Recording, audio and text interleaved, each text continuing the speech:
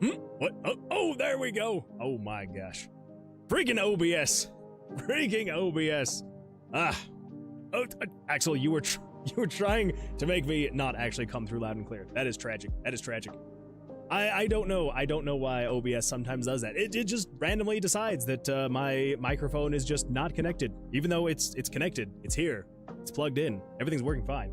It just OBS is sometimes just like, you know what? Nope, you're not connected anymore. No more microphone for you. Sorry about that, everybody. Welcome. Glad you're here. It's probably because I missed the Sunday stream. It's getting back at me. It's like, how dare you? How dare you? That is my bad. That is my bad. Well, welcome everyone. I'm glad you're here. Yeah. Hopefully everyone having an absolutely fantastic week so far. Hopefully everyone had a fantastic weekend as well. Again, I am so sorry that I missed Sunday stream. I was totally fine like all of Saturday, and then Saturday night I just wasn't feeling super great, and then Sunday I was just down for the count with stomach problems all day long. It was a good time. Great times. But feeling better now, and yeah, ready to get back into it. And yeah, should be a good time. So hopefully everyone had a fantastic weekend, though. Celic, you say it was your birthday. Your birthday was wedged between two streams. Are you meaning your birthday was on Monday, or is it another one? Because either way, happy late birthday. Hopefully it was a fantastic birthday for you. I hope so. Did you do anything fun? Anything exciting? Axel says, wait. Odd gift you to sub, but I'm out of money. Okay, I think you're meaning I'd gift you a sub, but I'm out of money. Axel, have you been drinking again? You can admit it. Or is it just not spell check kicking in and helping you out with that one? Don't tell him it's hilarious. I could see my audio bars up there, and they were not doing anything, and that's when I knew. Actually, because it's happened so many times, every time I go like this and I'm like, good day, everyone, the first thing I do is, I'm sure you notice, my eyes kind of dart up just for a second, just to make sure that like the audio bars are actually going, because if they're not, it's a dark day. Dark days indeed. Loki says, check the cord before you get busy. I absolutely will, Loki. Oh, wait a minute. Is this going to be for the computer? I hope so.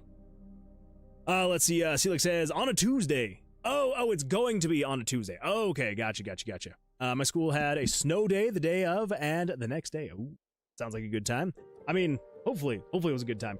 I know that sometimes it can kind of suck having a snow day if it's your birthday and you were hoping to be able to go to school and see people. So hopefully it was still fun. Hopefully it was still a good time. But I'm glad that it was good. Not yet. I'm playing KCD2 and I was in the middle of a fight.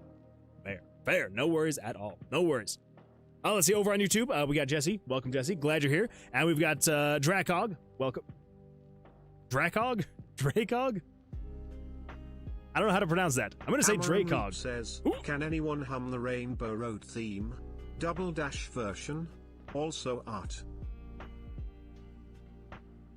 I cannot for the life of me right now think of how the Rainbow Road theme goes. That's just tragic. That is tragic. Yeah, I can't do it. I'm sure someone can. Let's see here. Anybody else not hear him? There it is. It's been good. College has ended for the semester, and I'm on Christmas break. Ooh, that is an absolute fantastic time. I do love a good break. I miss those days. The good old days of school. Well, I hope you have an absolutely fantastic break for Christmas, and yeah, hopefully you can have some resting, some relaxation before the next semester starts. They always come way too quickly. Draco G. Okay, all right. That works a lot better than Dracog. So we'll go with Draco G. Thank you. And we'll see if I actually remember it. Well, I mean, I'm gonna try.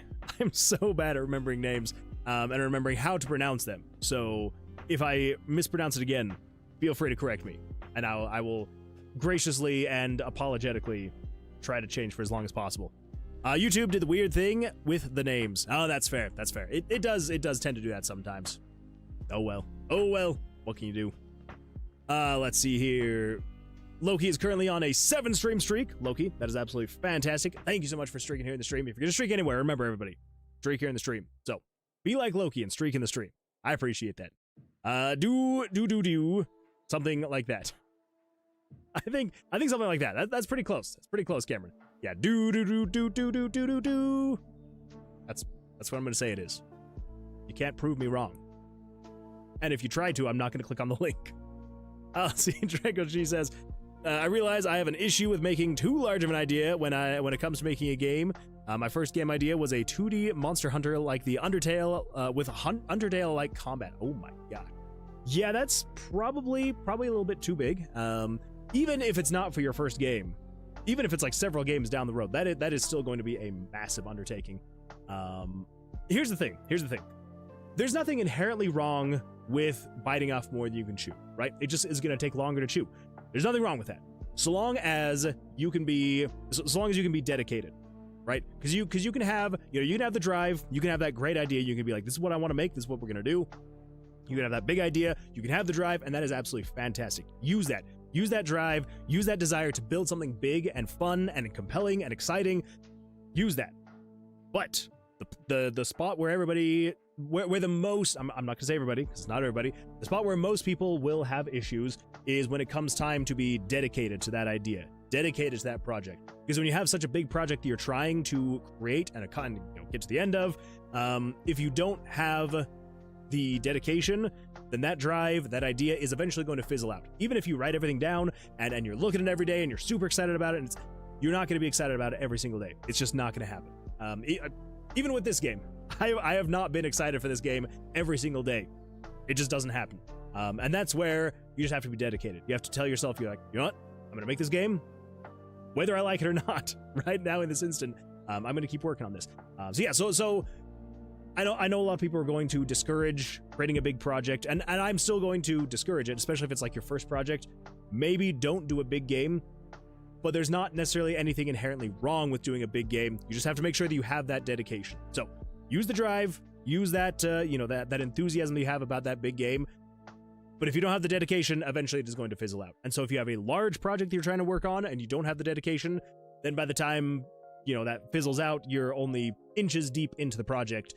Versus being able to be knee deep or hip deep, where if you had dedication you'd be able to get to those points and then you'd feel a little bit more drive to keep going. This analogy has completely fallen apart, so especially when I said a few inches deep, we're just gonna leave it like that. In my head I was imagining water, a puddle of water, okay, and it just went off the rails, so we're just gonna end it there. Anyway, yeah, there you go. If you're making a big project, make sure you can go more than a couple inches deep. There's the there's the inspiration for today. But then I realized that that was way too big, and I was making. Then I went to making a 2D vampire RPG. See, I think that's a much better way to go. Yeah, and honestly, like once you can get a couple games under your belt, and I don't know what it is, but once you get a couple projects under your belt, it actually tends to help, especially in keeping that drive and that dedication, because you can look back and you can say to yourself, oh, I can finish a project, I can do these things. So while it is better to do smaller projects in the beginning, again, there's nothing exactly wrong with doing a bigger project. Just make sure that you have that dedication and that motivation behind the excitement and the drive. Anyway, let's see here. Oh wait, but now I realize that maybe making a small text-based game is probably the better way to go first, as it will help me learn JavaScript first. Benedict says, hey Moonman, in the media channel is this game I found made entirely in RPG Maker Miz. Oh, well, I'm gonna have to go take a look. It sounds like Discord's got a lot of things that I'm needing to look at. So yes, absolutely gonna take a look at that. A small text-based game is probably the better way to go first, as it will help me learn JavaScript. Let's see. First, which will help me when I go back to RPG Maker. Yeah, 100%. Yeah. If you're using RPG Maker, MV or MZ, I would highly recommend, as much as I hate it, would highly recommend learning at least basic JavaScript. I was completely against it for many years because I hated JavaScript. I hated having to learn it, and I was like, nope, I'm not gonna do it. And now that I know it, I'm like, oh, actually, this is very useful stuff. So yeah, if you can kind of dabble in JavaScript and make a little text-based game, absolutely 100% go for it. That would be an absolutely great way to go. See, Coco says, hello, Fred. Hello, welcome. How you doing? Hopefully life is going well for you. Let's see, well, I was playing FC Mobile, played FC 26 for the first time this morning. trying to think of what FC would be. FIFA Cup 26. Is that what you're talking about? Rainbow Road got stuck on repeat in my internal radio station. Oh, that's a good time, Cameron. Coco says, I'm finally in the spot where I want to make the big game. Hopefully it doesn't fizzle out. I believe in you, Coco. I believe in you. Yeah, and again, I mean, I know I just got off this rant, but yeah, make sure that on top of all that drive and that you know, excitement, make sure you also have the dedication towards it. And yeah. And honestly, it's going to come in many different ways for many different people. So I'm not even going to try to pretend like I'm going to know how to tell you how to keep that drive. For me, the thing that has made me keep the drive for making this game is live streaming it. That has been the way that I've been able to keep the drive, is because I was able to get the project out there, show it to people, even though, like, you know, normally if you were to show a project to people, you'd be like, here's screenshots, here's a trailer, here's this, here's that. But a lot of that stuff comes way later, and there's a lot of anticipation that gets built up by the person who's, you know, creating those screenshots, creating those trailers and things like that. And for me anyway, particularly, I am a perfectionist, and so if I am going to be releasing screenshots and trailers and whatever it is, promotional material for something that I'm working on, I want it to be perfect, and nothing's gonna be perfect, especially in the beginning. And so just knowing that I'm developing it, I'm live streaming it, whatever, it's gonna be out there, people can see it as it gets developed. I know that helped me personally a lot, and so if something like that would be good for you, finding some way to either, you know, get it out there, so like you can then tell yourself, it's like, well, other people have seen it, so I got to keep making it because other people are expecting it. I don't know why that it's helped me, but it definitely has. And so yeah, so on those days, those weeks, those months when I'm like, oh my gosh, am I really gonna keep doing this? Am I really gonna get to the end of this project? It for some reason has helped me a lot. So finding some way to get that drive and that dedication is gonna be very helpful. But yeah, I believe in you though. You can do it. You can do it. I believe in you. Got stuck on World Class V on VS Attack on mobile. Visual Studio Attack on mobile? I didn't even know that I made that on mobile yet. I guess I'm better at the mobile versions of games. That's better, because I am terrible at it. Absolutely horrible. Did my text-to-speech just flip into the frame? It did. It did. I think it should be, I think all of them should be flipping in. I changed the animation. I don't know why, but I did. I felt like it was time. Might as well, right? Could barely hold my own on COD. Hey, I recognize that one. I recognize that acronym. On console. Got really good on mobile.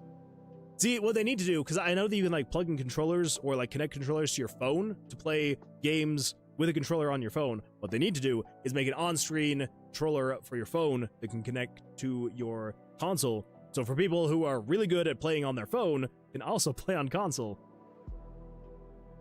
$1 million idea. If someone knows how to make an app, do that. I think it'd be pretty good. Pretty good. Let's see. The Steven says, so for a first game, make a MMO RPG. Got it. Exactly. Hey, if you can find that drive and you want to make an MMO RPG, go for it. I've always wanted to make an MMO RPG. I wouldn't be able to, but I've always wanted to. I think it'd be a lot of fun. And Cameron says, surprise! Last message. David Van Housen says, hello. Welcome, David Van Housen. Glad you're here. Glad you're here. Hopefully you're having a fantastic week so far. Building in public always is fun too. Yeah. It's, well, has its ups and downs. Definitely has its ups and downs. You will get a lot of feedback. I will say that. A lot of feedback. Sometimes good. Sometimes not. Usually generally good. You will get some negative feedback though. So just make sure you are ready for that kind of stuff. If you are going to release anything publicly, whether it is you are creating the game publicly, you're releasing screenshots, videos, whatever it is, just make sure you are ready. Oh my goodness. The Steventh just turned their way into the credits of Tomb of Vercilias. The Steven, congratulations on that. Thank you so much. That is a crazy amount of points and a crazy amount of time to be watching to get those points. So I appreciate that. Thank you. Thank you. Let us throw you in there. We're just going to click save on that really quickly. We're going to come down here. Channel point, name of the credits. Here we go. And I believe, if I remember, don't think, okay, all right. I have to check now. I have to check just to make sure, because I never know who is and isn't in the credits anymore. There are so many of you, it is crazy. So I appreciate each and every one of you. And of course, as always, if you would like your name different in here, then just let me know. 100% willing to change it if you want it as a different name, your actual name, whatever it may be. Well, I just want to make sure I get this right. The Steventh. Okay, just making sure. Okay, yeah. So, but anyway, yes, thank you so much. I appreciate that. That is crazy. 10,000 points. That is nothing to sneeze at. That is a lot of channel points. It takes a very long time to get up to that point. So, I appreciate you watching, and yeah, congratulations on being in the credits now. Cameron Reek just redeemed Stretch. Well, we're gonna do some stretching, everybody. And then we're gonna come over here and look at the Discord, and then we're gonna talk about what we're gonna be working on tonight. What I worked on before, well, between the last stream and this stream, and all of that fun stuff. So, yeah, let's do some stretching. Here we go. Let's go this way. Oh my gosh. And the other way. And backwards. Oh. I almost fell out of my chair. So, I don't know if anyone noticed. I can't remember if I talked about it. I think I talked about it. So I used to have a really old chair that I had been sitting in for basically my entire life. It was a chair from the 80s, and that chair was absolutely fantastic. Love that chair. The wheels were falling off, and basically all of the padding was gone. So I needed to get a new chair. And so I got a new chair like 2 weeks ago. It was fine. It wasn't great. It was fine. It was fine. So, 4v1D_H76 turned oh my into goodness. a PNG. I am a PNG now. Yes, listen to me. I'm the PNG and the voice of God. Anyway, yeah. So I got a new chair. It was so. Not as great as I was hoping it would be. And so then I recently just got another one to try this one out, and I completely forgot that I can fold the arms up. Yeah. Well, you can't see because I'm a PNG. But anyway, trust me. Oh, there we go. Yeah. You can fold the arms up. See? Look at that. Arms folded up. Not just my arms, but the actual chair arms. I forgot that you could do that, and then I folded them up, and I forgot to fold them back down, so when I stretched, I went all the way to the side without any arms to keep me in. Anyway, this is a random tangent, and we're gonna move on now. Okay. Well, let's see here. Coca says, I should also stream my game dev more for accountability. There's that as well. Yeah, being able to be held accountable by an audience also helps a ton. Surprisingly. VS Attack is where you play only the attacking side of soccer. Oh, okay, fair enough. By the way, you were close. FC is football club. Oh, gotcha. I want to see if I have enough storage space to put Madden Mobile on my phone. Played College Football 25, loved it. I redeem that 3 more times. Do I get my name in 3 times? Well, technically, yes. So here's the thing. So we have our name redemption, right? And this is where I was going to put everybody. And then we started having people redeem it more than once. And so then I started putting in here multiple times. So we have like our MVP/VIP section for people that have redeemed it more than once. And I feel like we're gonna have to create some kind of new section for people who have redeemed it even more. So, yes, if you want to redeem it more than once, I will put you in the MVP/VIP section if you'd like. And oh my goodness. And then you'll be in there in the MVP/VIP section. And then, of course, if we ever decide to have a third section that's, I guess, more MVP and more VIP than the current MVP/VIP section, then we'll do that. But as of right now, we have the MVP/VIP section, which will just be for however many times you've done it. So, yeah, good times. And of course, I'm also going to be looking into maybe more channel point redemptions, and maybe you'll want to save your points for that. Maybe. We'll see. Oh my goodness. Well. The never mind. Just turned their way into the credits of Tomb of Vercilias. Oh my goodness. Oh my goodness. What?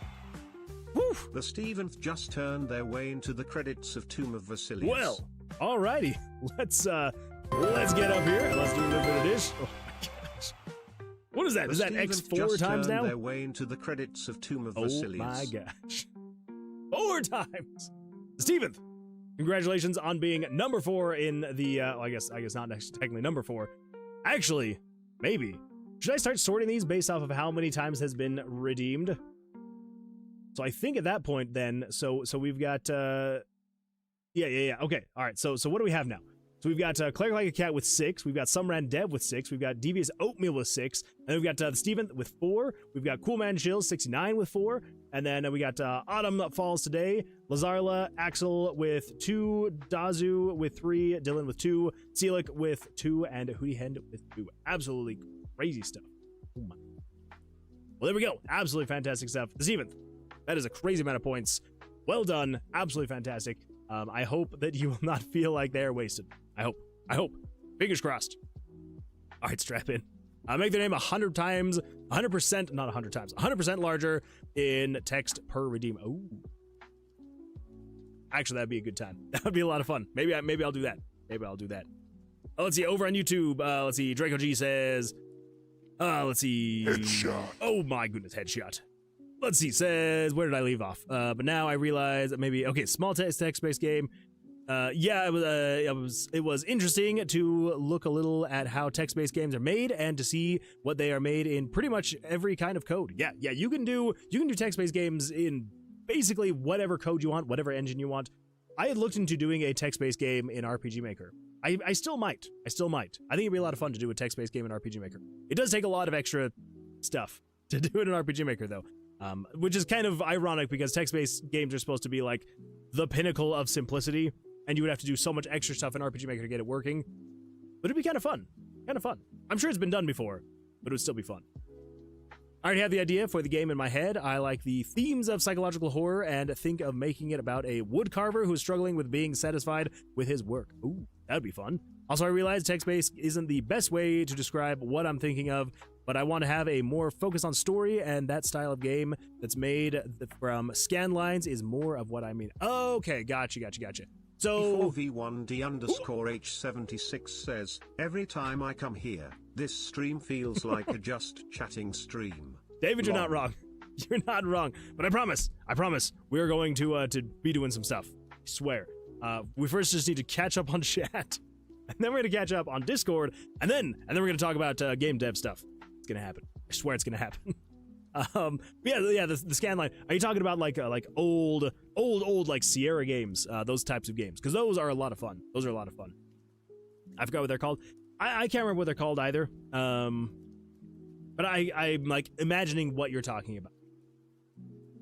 Yeah, like yeah, old, very very basic graphics. I think it would be a lot of fun, especially for like a psychological horror. That could be a lot of fun. Let's see here. The Ascended. Are you doing a scrolling type credits? Probably. Maybe. I don't know. I haven't really thought about the credits yet. I've just been writing down people's names so that I don't forget anybody who has redeemed it. Y3 isn't one enough. Absolutely not. Absolutely not. You haven't really been here. Hopefully Autumn will join us again soon. Yeah, Autumn has been gone for a while. It sounds like she's doing all right. Just been really busy with life. So yeah, I hope that she's been doing. I mean, I guess this was a while ago, so I hope that she is still doing well. This is probably about 2 months ago that I reached out. So hopefully she's doing well. Hopefully she'll join us again soon. I usually lurk almost every stream in bed. Good times. That is good times. That is fantastic times. And let's see. It looks like David is here with a 5-stream streak. David, I appreciate you streaking here in the stream. If you're gonna streak anywhere, I appreciate you streaking in the stream. Let's see. Oh no, it is this guy again. I guess I'll watch. Thank you, Mathra. I appreciate that you suppose you'll watch. It's such a drag. Such a drag. Repeat the names like a satire movies credits. Oh, we could do that. Or I could just like make up just random credits. We could do that. Just the most random. Yeah, kind of like if you've ever played the Sims. And I know that there's other games that do it too, but I think The Sims was the first one to do it. On the loading screens, it would just say the most random things of it loading. Like, it had nothing to do with what was actually potentially being loaded, but it just would say random things. I almost wonder if I should do something like that with the credits. So if people have like the MVP status, you'll get just like random credits, like random titles added to your credit name. So I don't know, it would be like the biggest of producer, some randev. The craziest of, I don't know, I'm not good at thinking of the spot, okay? I'm just gonna say that. Yeah, I don't know. Something like that. Something like that. We'll figure it out. We'll figure it out. It is still a long way down the road. Still a long way down the road. Yeah. Wait, clack like a cat? Again? Exactly. Yeah, but not in a row. Exactly, yeah. It's got to be broken up. See, Draco G says, ASCII line art is what I'm... Oh, yes, ASCII art. That would be a lot of fun. Yeah, almost like the original Rogue, you know, which is what roguelites are, roguelikes and roguelites are based off of. Yeah, original Rogue would be a good way to go as well. Finally remembered the name. Let's see, Constantine Jerome says, hi, I got my quest system working pretty much now. That is absolutely fantastic. Congratulations. I took a weekend to break. Wait, I took a weekend break. Okay. For a second, I thought you were meaning that you got it all working and then you broke it over the weekend, and I was like, that is terrible. But I'm glad that you took a break. I'm glad that you took a break after you got the quest system working. There are plenty of retro styles of line art that I can use. Really, just depends on what is easier to do and what I find most comfortable to make. That's true, yeah. Whatever you're going to be the most satisfied with in the end, that's what's going to matter in the end. All right, let's catch up on Discord. I believe I was told to check in general. Maybe not. Maybe add colors. I don't think I was supposed to. I don't think this is what I'm supposed to be looking at. But I feel like I have lost so much. Oh my gosh! Finished sticker bombing the table top with the kiddo. Holy smokes! Loki, that is so many stickers. Oh my gosh. That is insane. Okay, how many packs of stickers is this? Because I know that you can just buy like just random sticker packs off of places and they come with like 100 stickers each or something like that. How many packs did it take to actually cover this entire tabletop? This is insane. Like, it's so satisfying to look at. I kind of want to, I wish that I could get this picture without the glare of the light. And I would like make that my background. That'd be satisfying. Be very satisfying. I love that, Loki. I love it. That looks absolutely fantastic. Well done. Fantastic work. I know that takes a very long time to get something like that done. But yeah, well done. Well done. Cameron says, sunset tonight. Ooh. Oh my goodness. That is a beautiful looking sunset right there. I like that. That is absolutely fantastic. I'm jealous. Our sunset tonight was not very good. There's a storm rolling in, and so it was very dark and dreary tonight. So nothing too crazy. Nothing too crazy. All right, let's go take a look at art. I believe art was another one that we were supposed to look at. Oh my goodness. Jesse, spent the weekend getting back to work on the guinea pig game. I got a new tile set done. I like. Ooh, that is a good looking tile set right there. I really like that. I love that it looks so bright, but not overly vibrant. Like, if you were to like look at any of these colors with a color picker, like nothing is like overly saturated and you know, going too crazy, but it's still like very bright, and I like that. That is a really good looking color palette. Love the art style. Yeah, very, very good choice. Very good choice.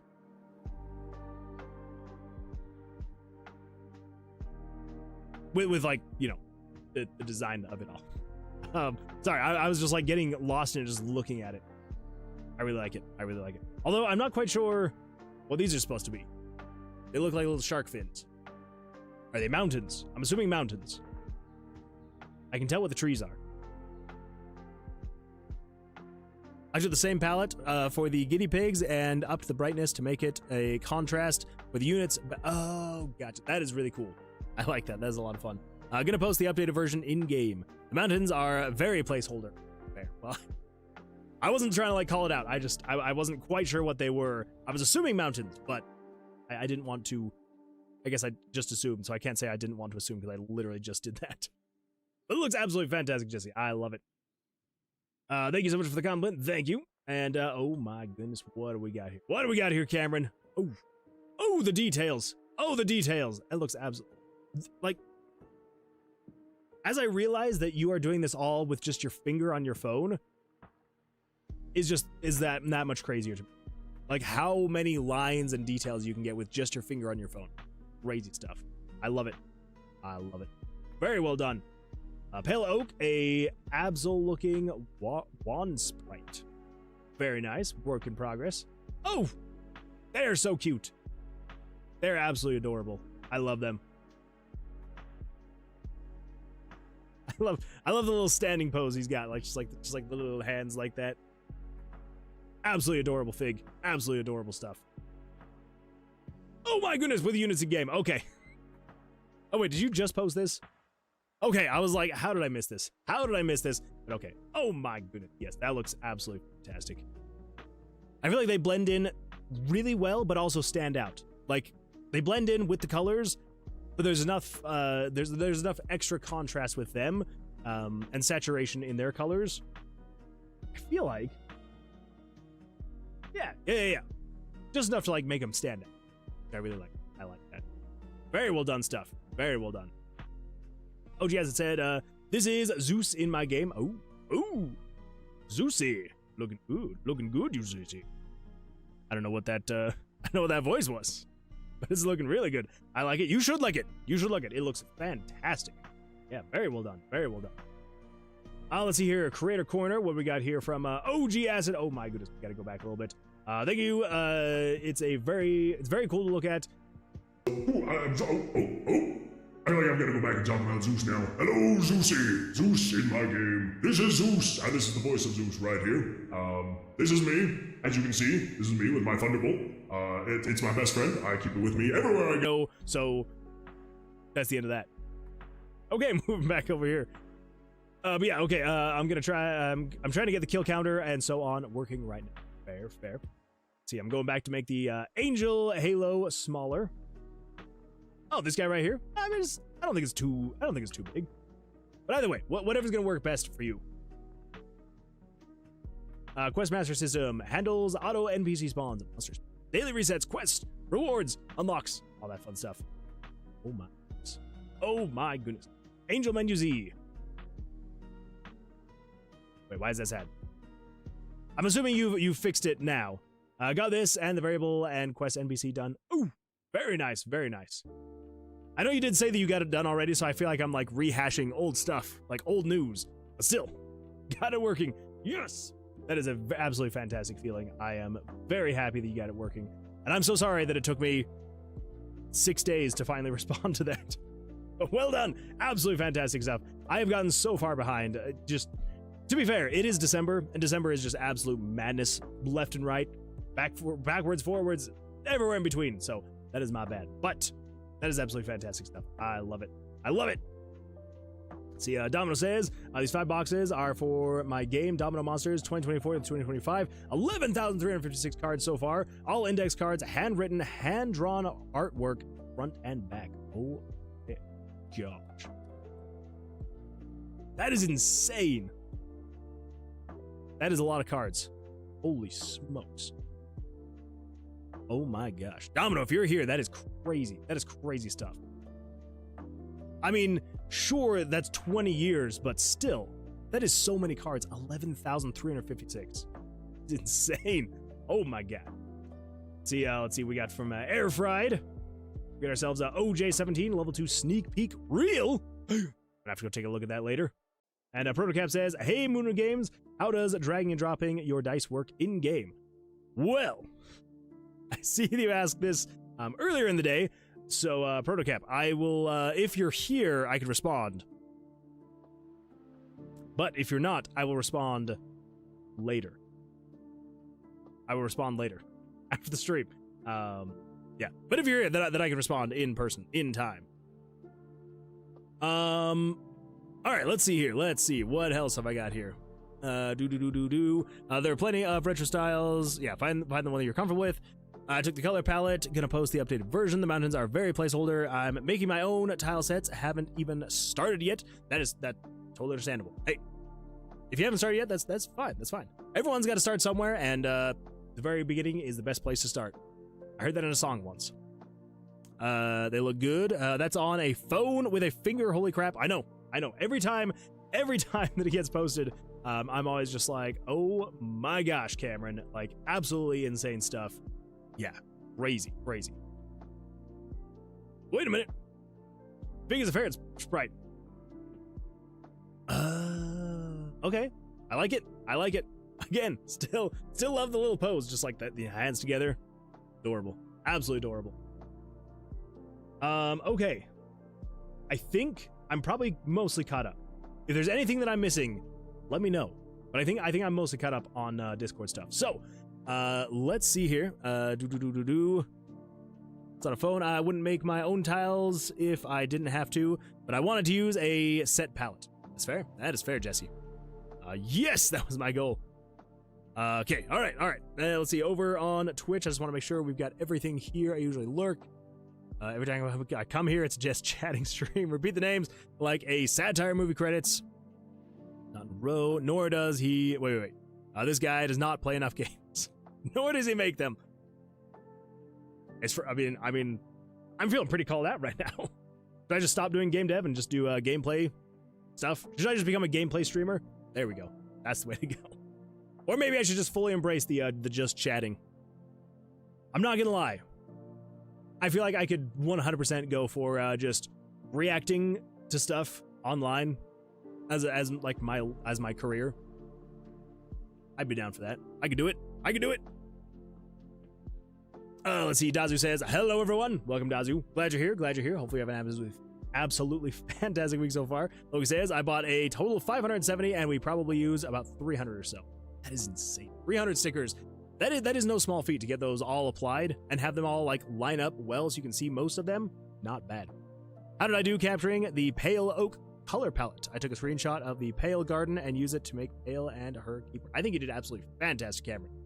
Yes, Song of Storms. I missed it. This was an Oblivion song for anyone who was not aware. We'll see what the next one is going to be. Hey, Moon Man, remember to check out media for the game made in MZ. It's crazy. Oh, that's right. Okay, so it was in media. I remember you seeing. I remember you tagging me something on Twitter. Oh, I have seen this. Yeah. Project Varensight. Yes. I have seen this. I can't remember where I left off on this, because I remember looking at it, and I don't remember. It is crazy though. It is crazy that this is MZ, because it's like, how? But I mean, really, it's just a matter of, because the thing is, like, with RPG Maker MZ and MV technically, but MZ is a much better way to do it. You can change the viewport. You can do this kind of stuff. You can change how it renders things, and so you can technically do stuff like this. I know it's very small, so you can't really see a whole lot of what's going on. But yeah, it is insane. So I do hope that the project comes along well. I need to keep up with it a little bit more though, because I remember seeing about this. It was a couple months ago, and I was like, that is insane. Yeah, so I need to keep up a little bit more. But I was just plugging your name. They were talking about RPG Maker games, since Hotline Miami is made entirely in RPG Maker. Wait, really? Really? Hotline Miami engine. No, it's made in Game Maker. I was like, there's no way this is made in RPG Maker. Yeah, so it was made in Game Maker, and then it uses the Fray engine and Game Maker 7. That is totally understandable. I know that there has been a lot of games that have come out in Game Maker that have been thought that was RPG Maker, but it's okay. Totally understandable. No worries at all. No worries. I do wish that I could make a game like Hotline Miami though in RPG Maker. Maybe you could.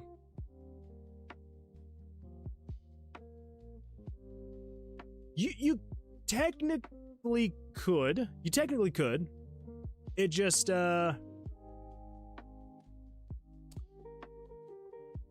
I mean, could you technically? Yes, you technically could. It would take quite a bit of work. A couple plugins. It could be done. Maybe I should do that. Maybe that'll be my next project. I will make a Hotline Miami-esque game in RPG Maker. Because that hasn't been done before, right? Not at all. But I do appreciate that, Axel. I do appreciate that. Let's see here. Something I'm curious about is making a retro line art game. Will I probably just have to make everything raw and figure out how exporting a game works, or is there a simple game engine that lets you? I haven't looked too deep into it. I don't know of any engines that are specifically designed for making ASCII art kind of games. I do know there are other engines out there, you know, for making like specifically retro kind of games like point and click adventures. I know there's engines out there like that. But yeah, it's and I also want to say there's like, I can't remember what it was, but I'm pretty sure there's an engine out there that is specifically designed for making MUDs, but I don't know it. I don't know what it's called. I haven't researched it enough because it's not necessarily the kind of games that I've wanted to make. But I do know there are engines like that out there. So yeah, 100% I would say. Yeah, I tried phone art, and my sausage fingers were not made for such things. Same. That's why I got to use my my Samsung phone and use my little stylus that comes with it. That's the only way that I can do it. You can. Yeah, you absolutely can. All right, everybody. Well, since you're all here for the game dev stream, maybe we should do some game dev stuff. Shall we? I think we shall. Okay, so like I said, I did a little bit of work on the while I was off stream just because I was not feeling well, but I was like, just because I'm not feeling well, I can't necessarily stream because it wouldn't have been a good stream, but I was like, I can still get work done. So there were a handful of things that I have taken care of while off stream. So let's come over here and let's just take a quick look. So first and foremost, the first thing that I did change, I was testing things out, and I was not a huge fan of how if you remember from 3 streams ago, 4 streams ago, however long it was ago, that we were replacing the whole tie mechanic. So when you draw the same value as the monster, you will receive a tie, which normally in Blackjack, if you ever tie, then you get your bet back, and you both essentially lose. And I was like, it seems kind of boring. If you ever tie, I don't want it just to be like, well, it's a tie, sorry, try again next time. I wanted there to be something else, so someone has to win and someone has to. And so we implemented that whole rock, paper, scissors thing. It was very, very quickly put together, and as I was testing a little bit more, I was like, this is not fun. It just, I don't know. I was like, this is not fun. So I went back to the whole dice rolling things, and, you know, it's very, very basic. So I actually probably spent more time than I should have because I wanted to create my own custom dice rolling animation, and it was an absolute nightmare to get the perspective correct with the dice roll, but I think I finally got it working well. So if you come in here, there is going to be an error at the end of this thing. But it actually got me to redesign the shape of the dice. So as you can see here on the Geo dice now, this is potentially what the new shape of the dice is going to look like. It's pretty similar to what we currently have, but it lines up a little bit better with how like the actual perspective of a D20 would look. So anyway, so kind of how it was before, you got the evens and odds. I may add the 1 through 10 and the 11 through 20, but at this point, it's just the evens and odds. So anyway, so you do, let's say for example, we'll do the evens, and then all right. I don't want to hype it up too much, and it's probably just because I made it myself, and I'm really proud of how it turned out. But the way that it like rolls, I'll just play it so you can see. All right, here we go. This is what the new dice rolling animation looks like when you are doing either evens or odds, and it'll be the exact same for the dexterity saving throws and stuff like that as well. So whenever it rolls the dice, it'll just do a little something like this. Woo! Yeah! And then you know, the error message, you know, that'll happen because even though I'm turning on tie, there's not anything else for it to actually do, so we're gonna get an error message. But anyway, so I was actually pretty satisfied with how it turned out. I'm not gonna lie. So woo, yeah, good times. And then the error message. Anyway, yeah, it's it was a good time. It was again probably more time than I should have spent working on it, but I was like, you know what, whatever. I got the time. So basically, all I did was, if I can pull this up. So I found a 3D model of a D20 online, and then I just flipped the dice slowly but surely, and then like took screenshots of what the dice looked like at all the different rotations. And so yeah, so basically got 6 frames of animation as the dice rolls over on itself.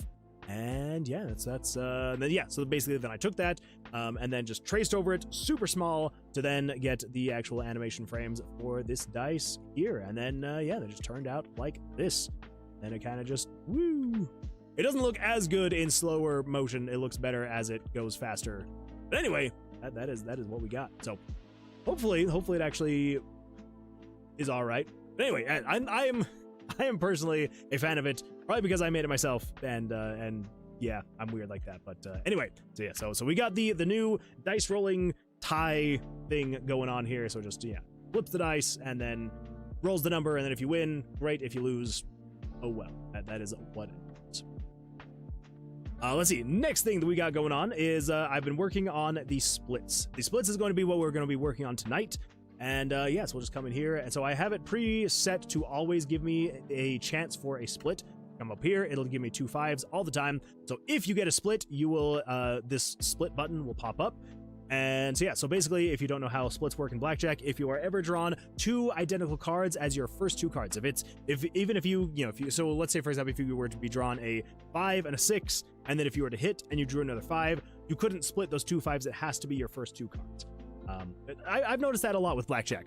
A lot of the different rules are specific to the first 2 cards.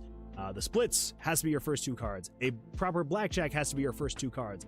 Doubling down has to be your first 2 cards. Anything other than that, your hits and your stands, they can be whenever. Everything else though, the splits, the double downs, and the Blackjacks all have to be your first 2 cards. Anyway, so we've got our split here. So as long as you are drawn 2 of the exact same cards, so it can be 2 2s, 2 3s, 2 kings, 2 queens, whatever it is, you will want to split. You don't always have to split, but you'll probably want to. So anyway, so we got it to the point where you can click split, and it will then split your hand, draw 2 more cards, and then it splits this as well. I'm not a huge fan of it splitting vertically, because it kind of doesn't make sense, because this is this, and then this one is this one. So I'm still trying to decide exactly how I'm going to show this now. I've thought about maybe adding a second one of these down here. So that way you would have the one down here would be linked to this one, and this one here is linked to this one. Maybe, we'll see. So still trying to figure out exactly how we're going to do that. But anyway, yeah, so it splits, and then you now have the option. So the way that it would work is you'll be able to hit, and then I think I'm also going to allow you to double down, and you'll choose which one you want to double down on. So if you wanted to, you could split your hand, and then you could double down on those split hand if you wanted to. I don't have that working yet. Right now, we only have the hit, which the hit is going to be utilizing the arrow. If you remember last time, the arrow. So if you click hit, it'll then draw an arrow, a line, and you'll be able to then select which of the decks you want to hit on. Because in Blackjack, if you are going to take a hit, after you have split, you can choose which hand you are hitting on. You don't necessarily have to hit and have it hit on both. That way you're like playing each hand independently. So say, for example, if we wanted to take a hit on this first one, we could then hit there. It'll then give me another card. That is a lot of 5s. That is a lot of 5s. Oh, so Amaran you will not. says, do do da da do do. Do do do da da do do. I could not agree more, Cameron. 100%. Anyway, yes. So that's what we got going on so far. There are some issues because we don't have. There's a few things we do still need to finish up and figure out. So as of right now, the busting is not working. Actually, it probably will to a slight degree. It's probably going to be very broken. Now, of course, I've got to get a 21. Let's hit one more time. Also, I am... Okay, so that is not quite right. Close enough. Whatever. Anyway, so if we were hit again, we should bust. And I wonder what's going to happen. Okay. Technically not wrong, but I don't want... I'm trying to decide exactly how we're going to have that work. Because if you bust... I do want it to be... Yeah, if you bust on one of your hands, because technically you're playing the hands independent, and that's how it works in Blackjack as well. So like if you were to bust on one of your hands, you would just lose the bet on that one hand. So I think what we're going to do is you'll take a hit, but the monster won't actually attack, like the monster won't lose their hand. Yeah, so if you bust, you'll just take a hit from the monster, and then you'll be able to then continue hitting on this other hand, either until you stand or you bust, and then at that point, then the monster will play their hand as normal. Yeah, I think that's how we're gonna do that. Yeah, should be good there. Anyway, yeah, and then if we were to hit on this hand, if we were to bust, I believe it will continuously draw because it's very much so broken as of right now. So until it eventually crashes out. Here we go. Here we go. Okay, never mind. It's not going to crash out. It's just going to keep drawing. There we go. That's what I was waiting for. I knew it was going to crash eventually. Yeah.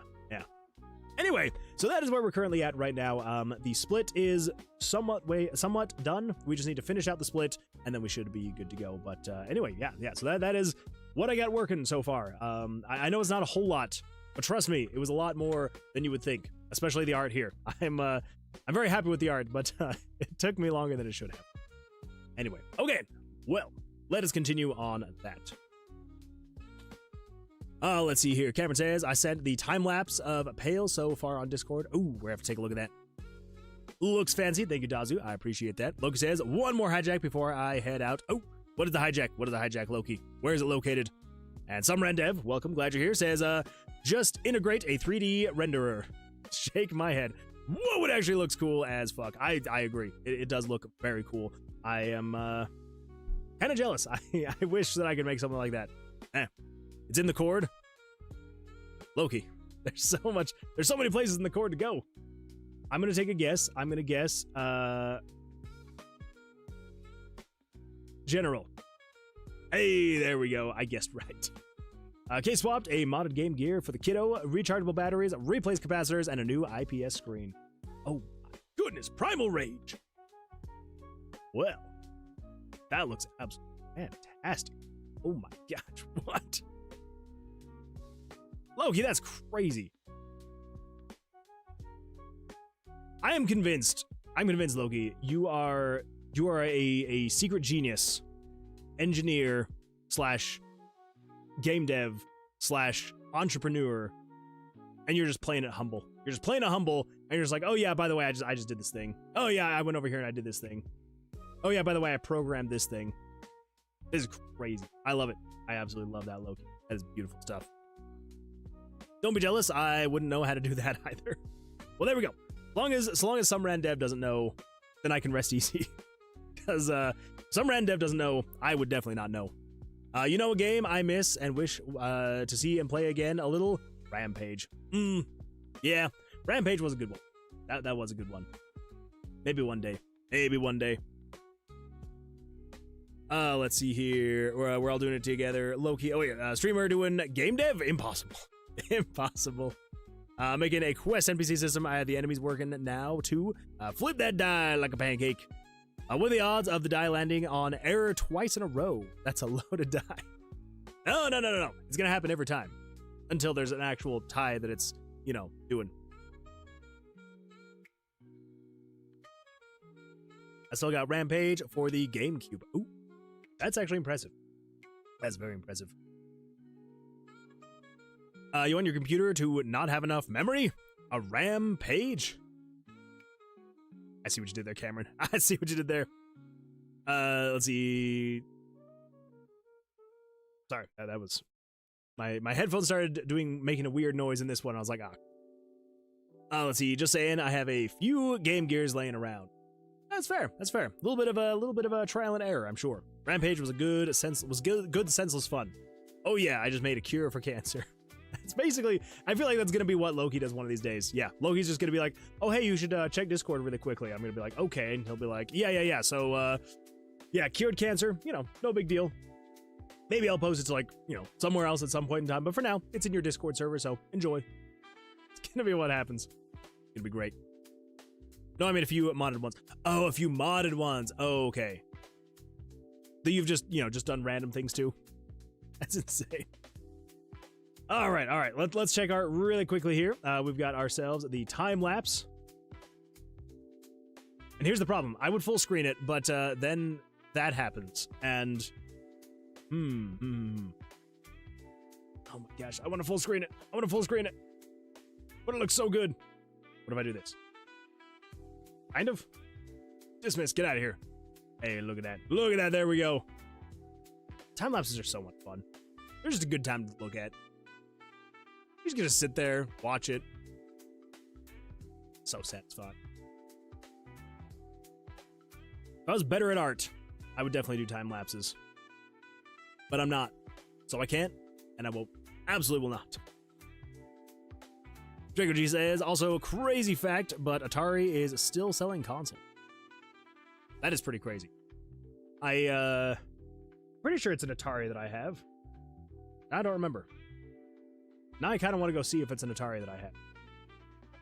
Should I go check and see if it's an Atari that I have? I'm gonna do it. I'll be right back. Hold up. Don't go anywhere. Don't go anywhere. I'll be right back.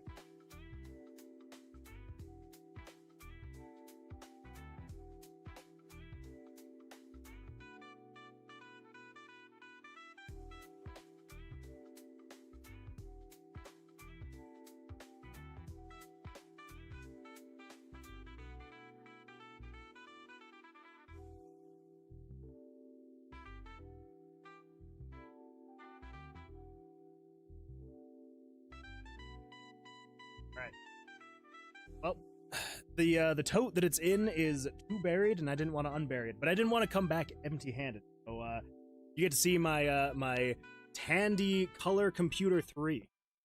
Yeah, the 128K color computer. Quick chaos. Still in the box.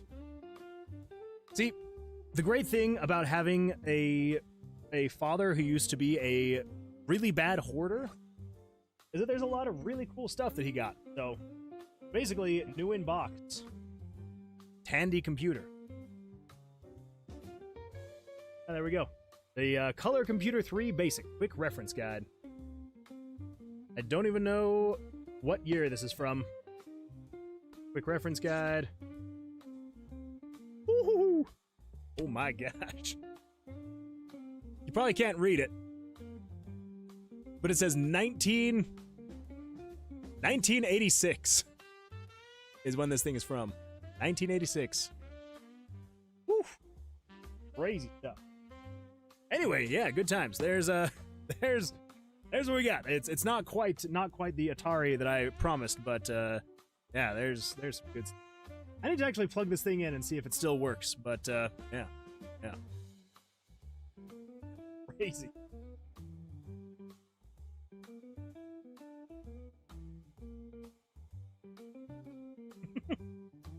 One of the advertisements. Great vivid color graphics from a palette of 64 different colors. That's crazy. Whole 64. Well, I'll just throw that over there. Anyway, yeah, good times. Oh, the before times. They really were. They really were the before times. Anyway, there was a random tangent. Let's see here. Surprisingly, only just under 1 minute. One of the YouTubers I watched just bought a Commodore. Oh, it's a good time. Atari re-released the 2600, and I believe the 7600. I bought one of the 2600. That is really cool. Quick chaos! He didn't even hear that. Oh, that's right. I wouldn't have heard that. I did not put my headphones back on. That's my bad. You should make your next game for that. Oh, that would be a lot of fun. I should do that. Make it on one of the Tandy 3s. That'd be a good time. Let's see, I'm still trying to figure out what to add to my options screen. Sounds about right. Sadly, I'm too young to have been around to see those, although my first game was an NES game. So there you go. I mean, to be fair, I am also too young. That thing came out, what would that be? 5 years before I was born? So, it's not like I was alive when that thing came out, but 5 years, right? 86 to 91. Yeah, 5 years. 5 years. I had to think about math for a second, and that was terrifying. Absolutely horrifying stuff. Back to Palo. There. I love Mario Galaxy 1 and 2, my favorite games besides Kid Icarus Uprising. I have only played Mario Galaxy 1. I need to play the second one. Imagine being born when Mario 64 came out. Dark times. Wait. Mario 64 release date 1996. Wait. Imagine being born, or do you mean just alive? Because I was alive. I was 5 years old. Oh my gosh, I was 5 years old when Super Mario 64 came out. I did not play when it first came out, though. That was way too expensive. Way too expensive for me. Yeah. I'm pretty sure back in 96, let's see, 5, we would have been living in our mobile home at that point in time in my life. And so I think at that point, my brother had his NES, so we played a lot of NES, and I believe we also had a really old computer that we played the old Prince of Persia game on. So DOS Prince of Persia. Images. Ah, this is the one. Absolutely the most ridiculously impossible game to play. This game is so difficult. So good, but so difficult. If you've never played this game before, I would recommend trying to play it, because it is wild how hard this game is. But I remember playing this game for so many hours. Never actually won this game. I have never actually beat Prince of Persia, ever. But I did. Maybe I should give it another shot someday. I know you can just play it on like a DOS emulator. Unk. I really am. I really am. If you didn't know, I am Unk. I am 100% Unk. I am officially in my mid-30s, so I am Unk. But, you know, what are you gonna do? What are you gonna do? Added creaking flowers to her fur. Oh, nice. Can confirm you were not rickrolled. All right, I'm gonna trust it. I'm gonna trust it. I never know with Loki. I never know, but here we go. Let's click on that. Let's see what happens. Babies! They're babies! I'm sorry, Loki. I'm sorry. Not all of us could be born in a better time, all right? I'm just saying. I did what I could to get here as quickly as I could. But I didn't really have a whole lot of say over that, unfortunately. In 1996, I was almost double Moon Man's age in 1996. Okay, so what? You were 10? You were almost 10. That's not that old. That's not that old. Then you got then you got Jesse. Then you got Loki. Loki was like, what, 3 times my age at that point in time in my life? In your life? In 1996. Yeah, you would have been a teenager, right, right, Loki? Gosh, if I could freaking speak. Okay, all right. We're gonna do some game dev stuff, everybody. Let's do some game dev stuff. How about that? Yeah. Let's do it. Let's do it. Okay. So as of right now, like I was saying, when you split, so right here we've got the split right here. So if you split the stack, when you click on it, it will then go to yeah, either first row or second row. But these are the 2 options right here. The double down button. Okay. Oh man, let's see. What part should we focus on first? We've got a handful of things we need to do. Let's make it so. Technically, yes, depending on when in 96. Oh, so there we go. There we go. See, even that's not that old. That is not that old. I still remember Star Wars Angry Birds. That was a good time. I do remember Star Wars Angry Birds as well. Mario Galaxy 2 is my most played, brother. Well, I need to give it a shot then. It's, yeah, I don't know. After the Nintendo 64, I did not buy another... Actually, how many Nintendo consoles came out between the 64 and the Switch? Was it just the GameCube? And then the Switch? There's no way. There's got to be another one in there that I'm forgetting.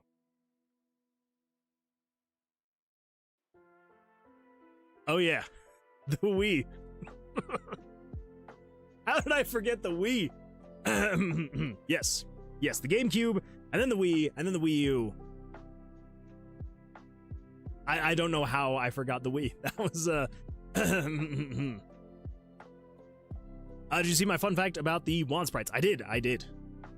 4. Yeah. Yeah. So the GameCube, I did remember the GameCube. Yeah, the Wii and the Wii U. And then, of course, all the different the Game Boys as well. Wii and Wii U, meanwhile, my first console was my new 3DS. I always wanted a 3DS as well. Not including handhelds. DS and 3DS being handhelds, sleeping on GameCube, oh my. I know. We just didn't have money. We didn't have money back then, all right. And at that point in time in my life, I'd basically just converted almost entirely to PC gaming. So I was like, nah, what's the point? What's the point? While all of you were playing Super Mario, I was playing Command & Conquer Generals, Warcraft 3, Diablo 2. So, you know, I don't want to say I'm better, but I had a better childhood. Game Boy? Yeah, all the different Game Boys as well. Which I guess they weren't technically called Game Boys. It was like the 3DS and the 2DS and all those other things. It wasn't for the lack of me not wanting a GameCube, though. I really did want a GameCube. We also were more of PlayStation people, also. That was the console we had, was like the PlayStation 2 and the PlayStation 3, so... Nintendo came in third. So, if we had money, it was computer games or PlayStation games. Good TV consoles from Nintendo, NES/Famicom, 64, GameCube, Wii U, Switch, Switch 2. Note, I said good. That's a fair point. It's a fair point. Okay. Game dev stuff. So, let's see. So what do we need to do? Did I miss any? As far as good ones go? I don't think so. I don't think so. I think you got them all. Although, I guess the Famicom, yeah. Yeah, no, I'd say you got them all. Getting my first PC when I graduated high school was interesting, as up until that point, I only had played on Xbox 360 and PS4 and 3DS. Yeah, getting a PC, that would be a whole new realm of its own. PS4 being the main one. Yeah, PS4, that was it. That was a good console. That was a good console. Although PS3 will always have a special place in my heart. So not including the Virtual Boy. You can't include the Virtual Boy. That is not worth it. I had my first gaming PC back when glowing water cooling was the move. I wish I had one. Ah, the good old days. The good old days. Okay, so with the actual drawing on a split. When you draw, so you got the first row right here, and then down here, we should probably throw in a comment right here. We've then got second row. This is how you could select the different rows. And then basically all it does is this highlights the cards. This will then turn off some self switches, which is going to turn off the arrow. This erases those pictures. And then it either says if you have selected either row 2 or row 1, and then it turns on either self switch B or self switch C, which will then go through the actual drawing process. Excuse me. Now, the reason why it is continuously looping again and again and again drawing cards is because if we come down here, this is going to be, so we got double down, player blackjack, still busting. Turn on player bust H2. Oh, that's why. Okay, that's why it's continuously looping through. It's because over here we've got monster bust. Okay, yeah. So right here, player bust H1. We basically just need to copy and paste this, and then change this from player bust H1, which H1 is just hand one. So player bust H1 to player bust H2. We're gonna say turn off stand H1. Although I don't think we need two different stands, because what we're basically going to say is you will draw on each hand until you're eventually done, and then when you stand, it then stands on both hands. And that's how we're going to do that. So we don't actually need to change the stand or have it even be named H1. So let's actually do that right now just so I don't confuse myself later. So stand H2, get rid of that. We've got stand H1, which we can just call stand. Yeah, turn off stand. Okay, so we now have cards to move equals not cards drawn. This is going to equal, there's another variable called cards drawn split, which I should probably not call it cards drawn split. I should call it cards drawn H2, just so that we're sticking with the same naming convention, H2.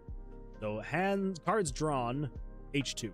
The cards to move equals cards drawn H2, and then we're going to say 1193. What is 1193? 1193 is hand 1, card 1.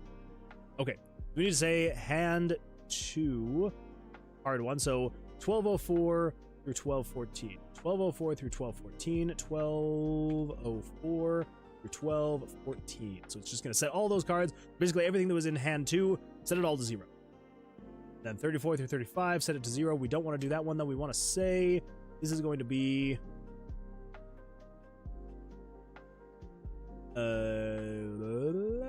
yeah, 1226 through 1227.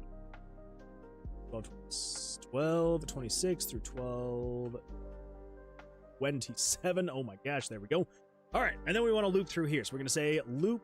We're going to move images 111, 1080.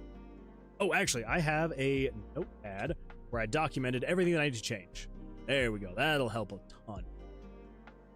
Because basically, I need to be swapping out the certain variables, image layers, and I have all that documented just on a notepad off the screen so I can actually see what I need to be doing. I still prefer the PS console as I have gotten so used to the controller, but I also play different types of games on my PC, shooters and stuff like Bloodborne and console and Pokemon Fire Red on PC. Yeah, there are very specific games that I do feel like controllers are superior over mouse and keyboard. When it comes to anything from like, first-person shooters, strategy games, stuff like that, mouse and keyboard. If I try and do anything other than mouse and keyboard, I am absolutely abysmal at it. When Halo Reach came out, I played it for a week non-stop with my best friend at the time. He went out and he bought a 360 and Reach specifically to play Halo Reach. And yeah, it was sun up to sundown playing nothing but Halo Reach. And even after sundown, I don't know why I said sun up to sundown, because literally we would play until probably 5-ish in the morning. Uh-oh. Excuse me. I said uh-oh because I wasn't sure if I was going to be able to mute my mic in time. So I just wanted to let you know that I was apologizing. Yeah, so we were playing basically until like 5 a.m.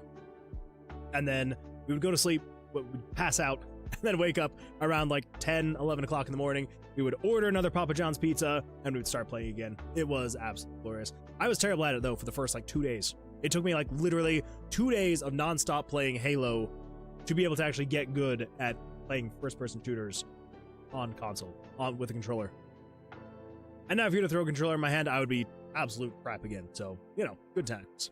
I had my first game of PC. Oh, wait. I already read that one. We're good. Okay. Just want to make sure that I don't get behind on chats. I feel terrible when I do. All right. So, let's do... Yeah, so 1080 moves it down to the bottom over 20 frames. Cards to move -1. If cards to move is less than or equal to 0, then waits for 15 frames, breaks the loop, monster attack, loop. Then we're going to say... So... I'm trying to decide.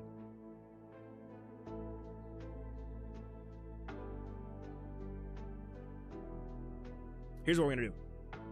This is saying to then start moving the monsters cards. But instead, what we're going to do is we're not going to move the cards. We're not going to do any of this.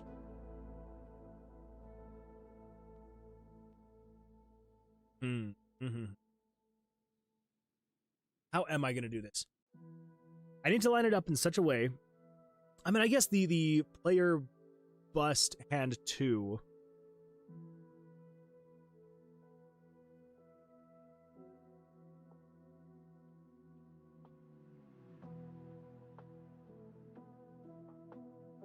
It should never need to actually remove the card. So what we can do here is we can just say, get rid of that.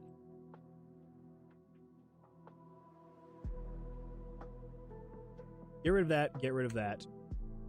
And we can just say,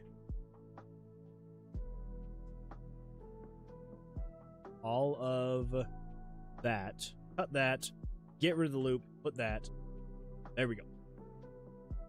Now, if double down H1 is on, what we want to say is actually if double down H2 is on, then basically the way that I've decided we're going to do it is if you double down on a hand, it will potentially give you 2x damage. But if you fail that double down, then the monster is going to do 2x damage to you. So high risk, high reward kind of thing going on. So as long as you win, great, especially if you can combine that with like some kind of blackjack or something like that. Great, good stuff. But if you ever are not gonna have that, then it's gonna, that's when the high risk comes in. Okay, so then it does damage to the player. Changes variables 81 and 82. I don't think we want to do 81, 82. What is 81, 82? That's the monster's. That's the monster's hand. Yes, we don't want to do that. Get rid of that. Flash the screen red. Wait for 20 frames. Blackjack is going to equal 1. think that should be fine. Yeah. That should be fine. Loki says, I totally didn't add more to the cord. No reason to go there.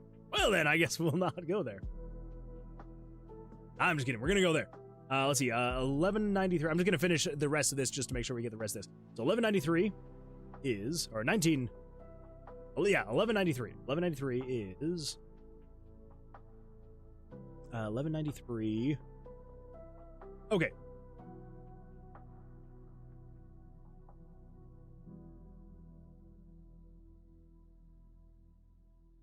Yes. Then we want to say 1204 through 1214. 1204 through 1204. 1204. What?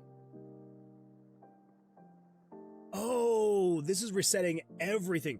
This is resetting both players' hands and the monster's hand. Ooh, we do not want to do that. We do not want to do that. Okay.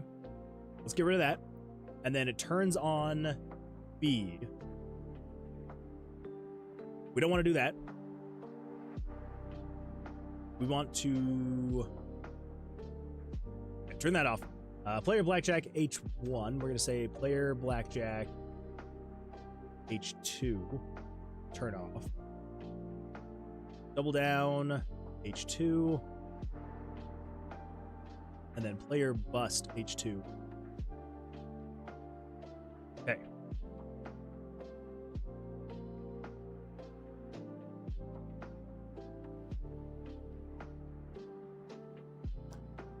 I'm trying to decide what actually is. Maybe instead.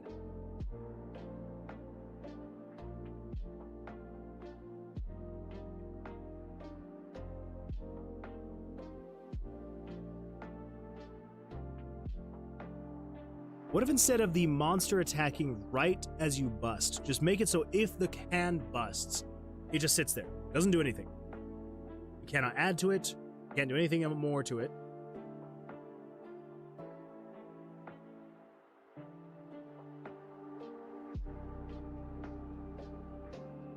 That way we don't need two different player bust pages, which is going to potentially add a whole bunch of weirdness to the first page. Because then we have to take into account a whole bunch of other things where it's like if the player has busted on hand 1, but not 2, yeah, then it just does weird things. Okay, let's do that actually. Let's do that. So come in here. We're actually going to, even though we just took care of all this, we're going to delete player bust and 2. Then over here, if you're busting, still busting, actually busting, then we want to turn on player bust hand 2 is on. Okay. And then we want to say turn off self switch C. And then over here, when you're going to then be splitting the stacks, we're going to say, so this is, well, let's just add its own condition. Why? I don't know. Because I'm lazy. That's why. Okay, so if player bust is on, no. If player bust is off, then you can do this thing. There we go. Okay. Go.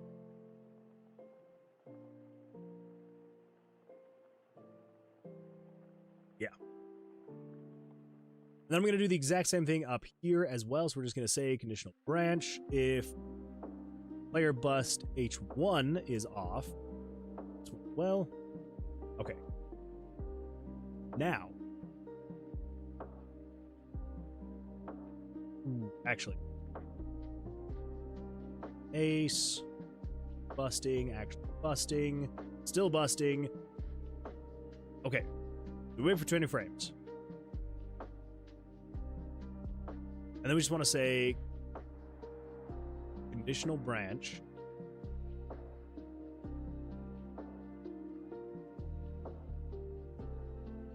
if switch split stack. So this switch gets turned on if you have split your hand. It is then split stack is the switch that it turns on. So if split stack is on, what we want to do.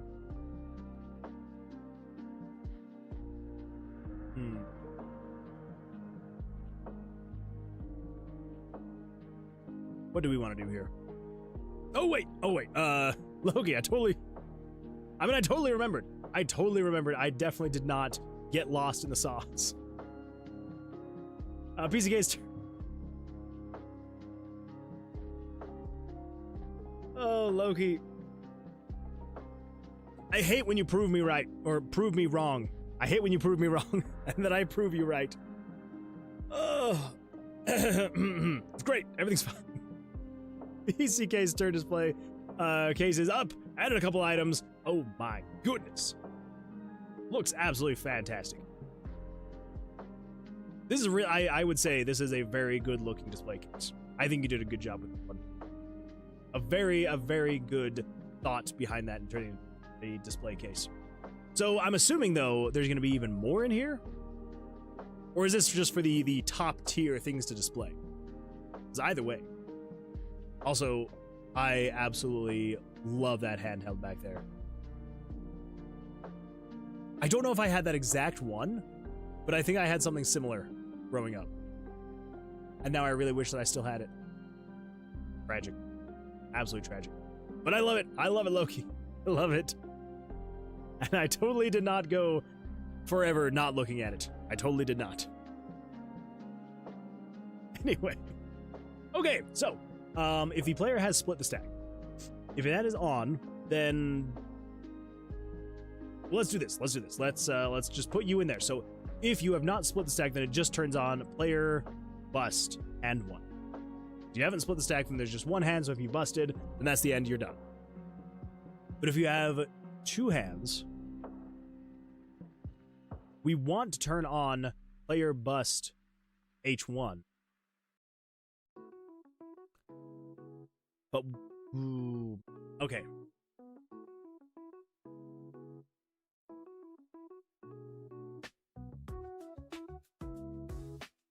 I wish so badly that they would make the page conditions better in RPG Maker. I wish instead of just saying, if this switch is on, I wish you could specifically say, if this specific switch is off. Like, how great would that be? Because then what you could do is, if split was on, we could have a page condition where we could say, if the split is off, and then another switch is on, do this thing. I am shocked that they have not revamped their conditions. These conditions have been the exact same for like 20 plus years, 25 years, which is kind of sad. I also wish that you could change the greater than or equal to on the variable. Like, why can't you have it be equal to, or less than, or not equal to, or any of those? Like, there should really be a drop down right here where you can change if it is greater than, less than, equal to, not equal to. Oh well. Oh well. Anyway, okay. How are we gonna do this? How are we gonna do this? It is ain't broke, huh? I mean, you're not wrong. You're not wrong. If it ain't broke, don't fix it, but it is kind of broke. I wish. And here's the other thing. I wish that it wasn't just a because there's so many other things. Like if you come in here, the conditional branches. Like, okay, you've got the switch, you've got the variable, you've got the self switch, but then you've also got timer. You've got all the different stuff about the actor, which I think you can do some of those. You've got enemies, characters, vehicles, gold, items, and it's like you've got a couple of these. But then why haven't they added the script? Why have not they added script to the conditions of the page? It hurts my brain. I'm like, why? Why? If it ain't broke, if it ain't broke, don't fix it. That's a good correction. A good correction, some ran down. Way they never tweaked any of them? I don't think so. I'm pretty sure this is exactly the way that it looks, even in like RPG Maker 2000. I'm pretty sure that if I pull this up, and we come over here to RPG Maker 2000. And if I were to launch this, and if I were to create this, okay, yeah, look at that. Conditions. You've got switch. You've got, yeah, so you got 2 switches. You've got the variable. You've got item, actor, and you've got timer. Wait, did they actually remove? Have they removed? Because in here you've got switch, switch, variable, which you got switch, switch, variable. You got self switch. Okay, so they didn't have self switches. So there is that. They added self switches, but then they removed timer. You used to be able to then be like, hey, if the timer is, you know, if the minutes and the seconds are equal to or less than. And you can't even do that anymore. So, yeah, it is the exact same thing as it used to be back then, which I know I've done this before. I have touted this in terms of RPG Maker. I absolutely love that RPG Maker is basically the exact same way as it has been for years, and it makes it really easy to just jump in. So if you had used RPG Maker 2000 way back in the day and you still remember how it works, but you haven't touched it in 20 years, let's say, for example, and if you wanted to then jump in and start using RPG Maker MV or MZ, you could, because it is laid out so similarly. Like, I can come in here and I can be like, I want to be able to show a message. You come in here and be like, oh yeah, show text, and be like, hello world. World? Yeah, there you go. Hello world. And you can show text. Guess what? I can come in here and I can be like, I want to show text, and be like, hello world. And yeah, there's differences. You can show, you know, all sorts of different things. I think in here you have to, like, yeah, you have to do display text settings, and you have to, like, change the window text settings in here versus in here. Like, it has all this stuff in here. So, like, there, you know, definitely improvements, but a lot of it is in basically the exact. I completely forgot you had to do that. How? Change face set.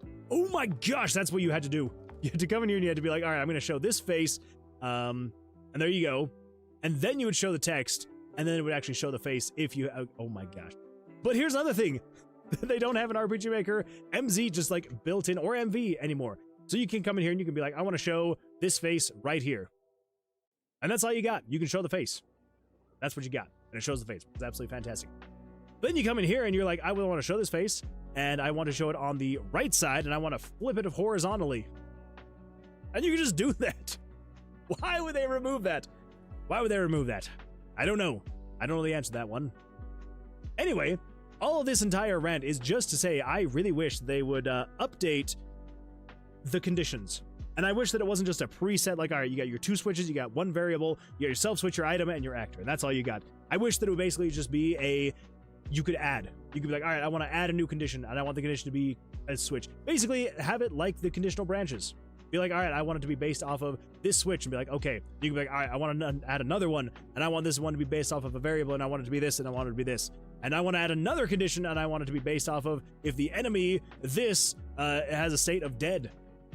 And you can just keep going and going and going. I think that'd be nice. I think it'd be nice. Will we ever get that? Probably not. Oh well. Oh well. I wish they made the wait command with real seconds. That would be kind of nice. I do like having the frames. The frames is nice, especially because basically the way that the engine works is it works off of frames, not necessarily the amount of time. So it is a little weird and confusing to have to worry about that. But it is kind of nice because then you can wait for the specific amount of frames, not necessarily the seconds that it's working, because it's working the frames. But I don't know. I've been RPG Makering the past couple days, and it's crazy. There's no way to compare gold to variable in condition.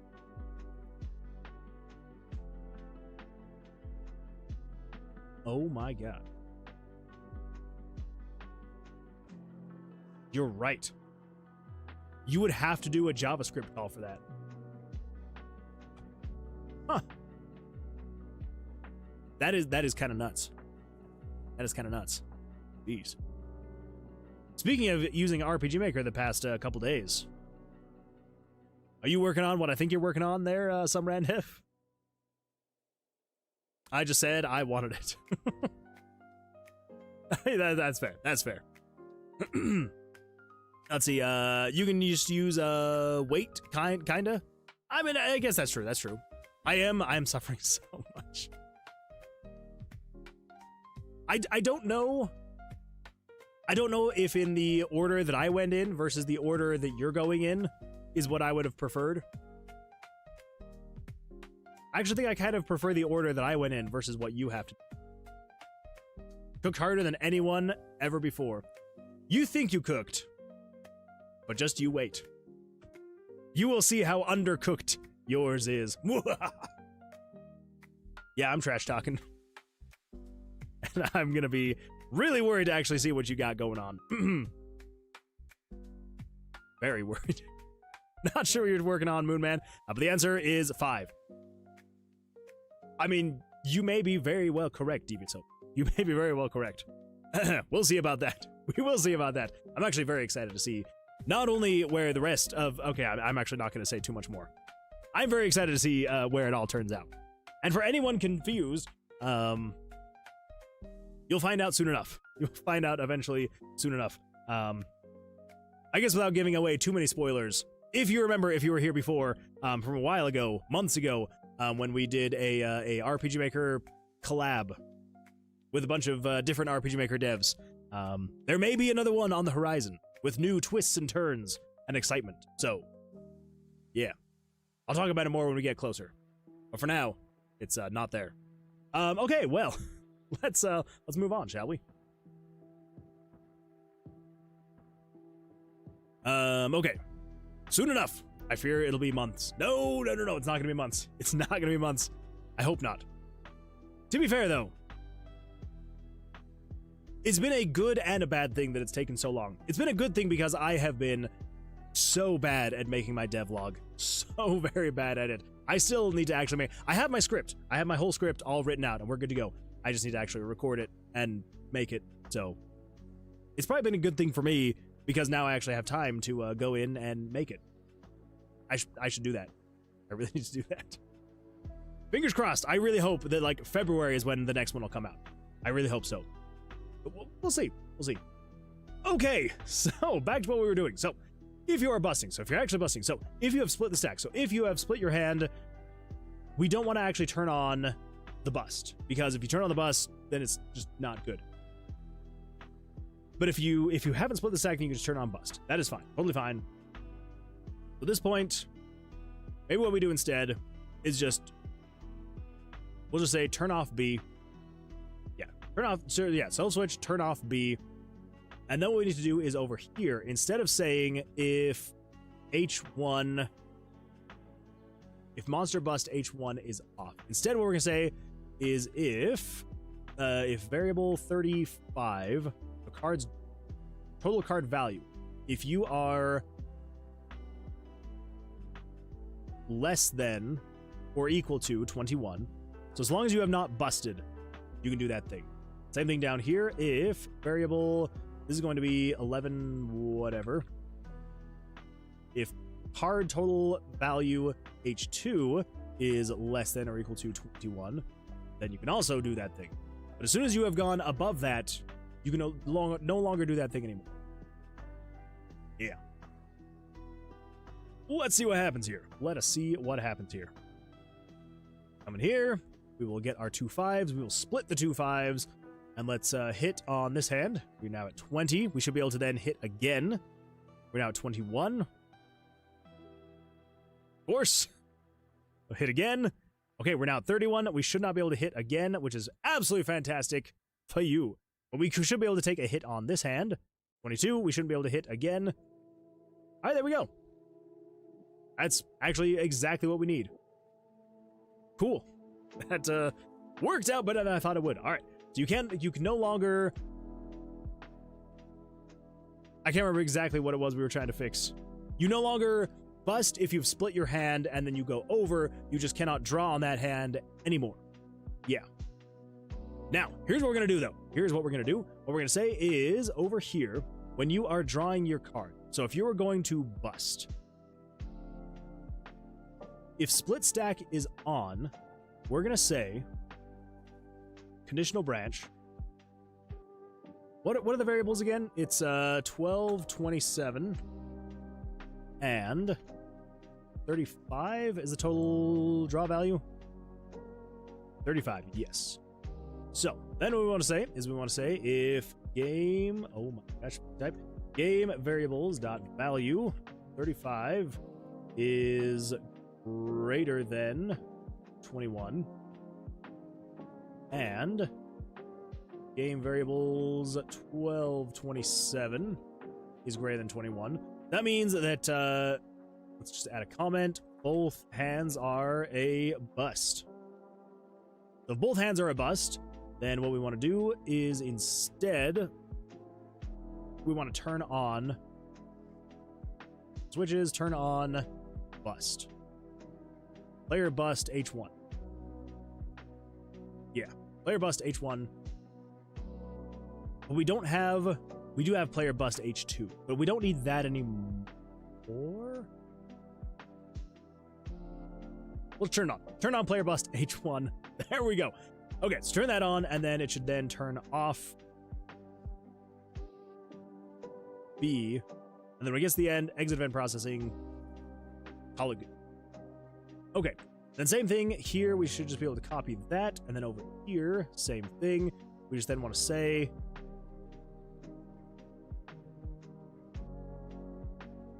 still busting, wait.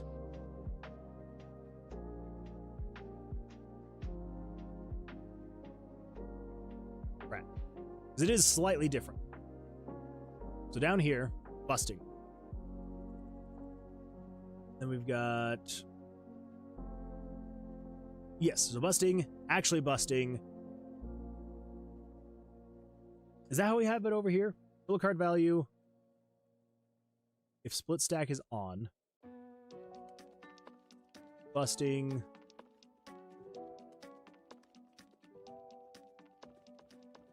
Actually busting.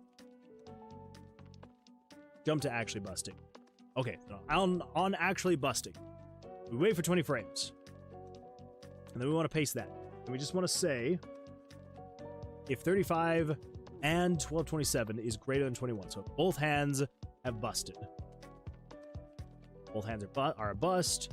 Turn on H1. Turn off C. And then exit event process. Yeah. I don't think we should worry about this switch anymore. 159. We don't need to turn on player bust H2. We're just going based off of the value. Yeah. Okay. So delete that. Come over here. Player bust H2. We can get rid of that. Okay.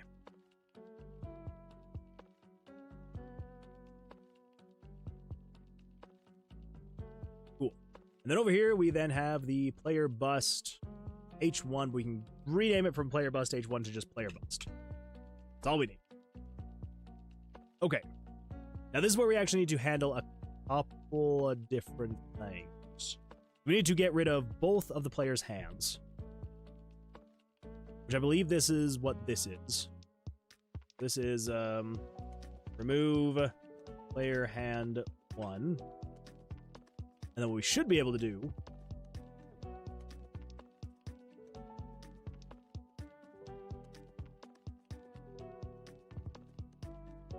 Wait. Cards to move equals cards drawn. Cards drawn is 34. So we're setting those there. Okay.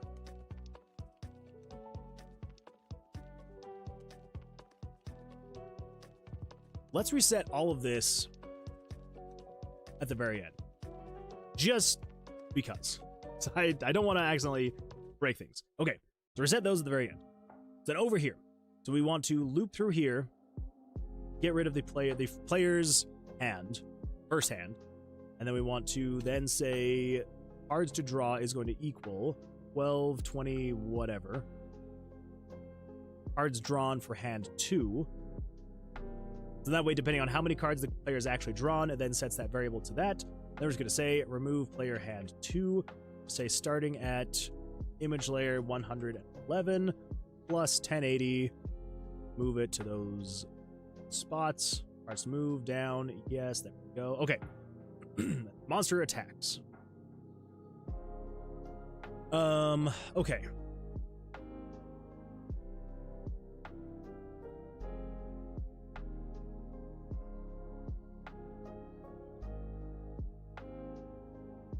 So we need to make this work for both if you're busting on a regular hand or a split hand.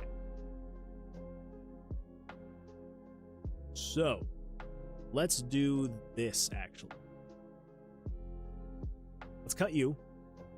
We got the monster attack right here. Let's put you right there.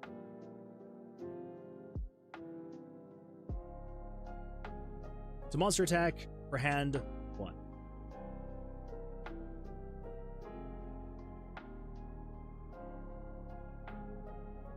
What if we just have it do the damage?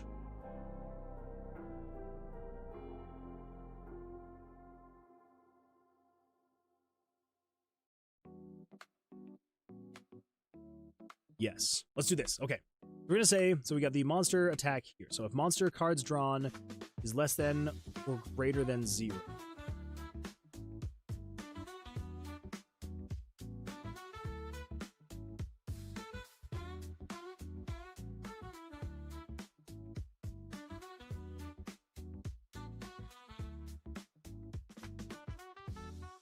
Okay, sorry, I'm trying to like think through in my head how to best process this and when I actually want things to happen. So I think what we're gonna do is when the player's cards for hand 1 are disappearing, because it's potentially gonna need to attack twice. Because if you split your hand and you bust, the monster then gets 2 attack opportunities.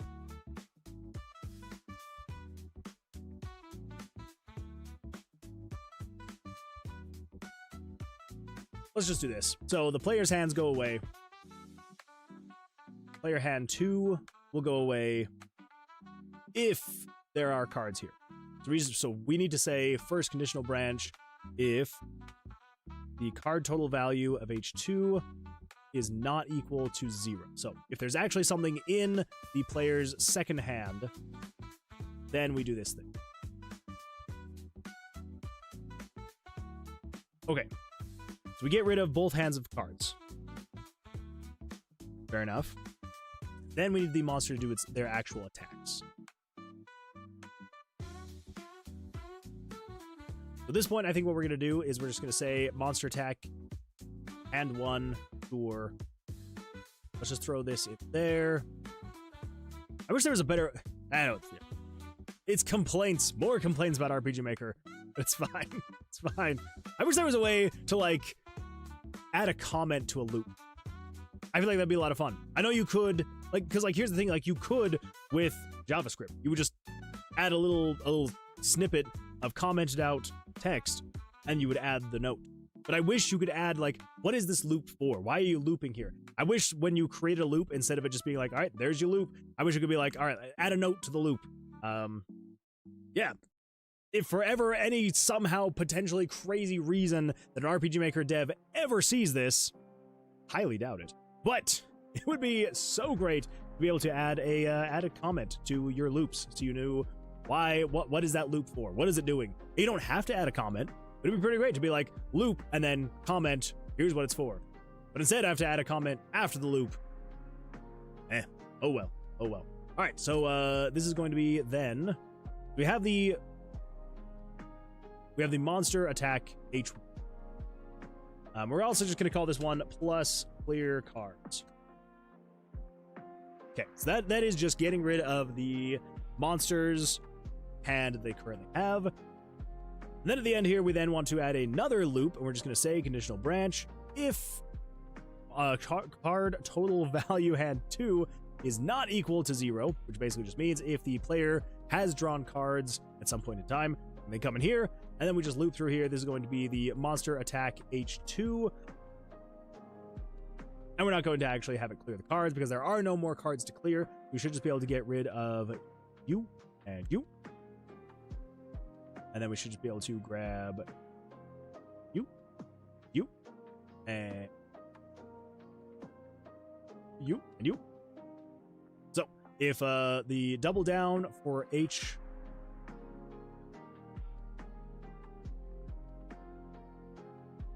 we're gonna say double down H2. Yeah, we're not gonna let the player, or yeah, we're not gonna let the monster do 2x damage to the player if they double down on hand 1, but then they bust on hand 2. No. We're not gonna go that crazy. So if double down H2 is on, then do extra damage to the player, and then otherwise just do damage to the player. Set 81 and 82 to equal 0. 81 and 82. I believe that is the monster's hand and draw power. Monster cards drawn and monster total card. Yes. We can just... we can get rid of that. Get rid of that. It flashes once and then flashes again. Yeah. Okay. Now... oh my... okay, now it comes over here, so now we have player bust. Okay. So it attacks. It attacks.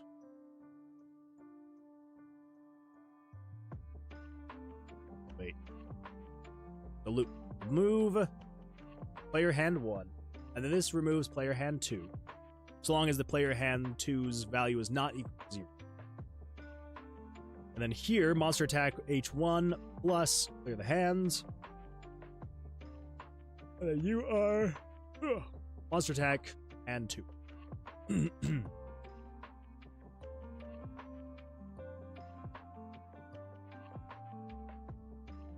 Then we want to... oh wait, we don't need a loop here. Why would we need a loop? Yeah, no loop. No loop. Get rid of that. Okay. Now we need... so we wait 20 frames. And then this should erase basically everything. Resets the variables, all that fun stuff. So we should be resetting variables. 1193 through 1227. 1193 through 1227. 1193 through 1227. And then 34 and 35, that's the player's hand 1 stuff. Blackjack set it back to equal 1. And then 93 through 1225, we can get rid of that because we're already doing that. And it turns on B. Turn off player Blackjack H1. Double down H1. Double down H2. Player bust. Player Blackjack H1. Player Blackjack H2. We also need to turn off split possible and split step. Okay. Use labels and make the label name the description of what it does. I don't want a solution. I just want you to listen to my problems. That's all. Okay?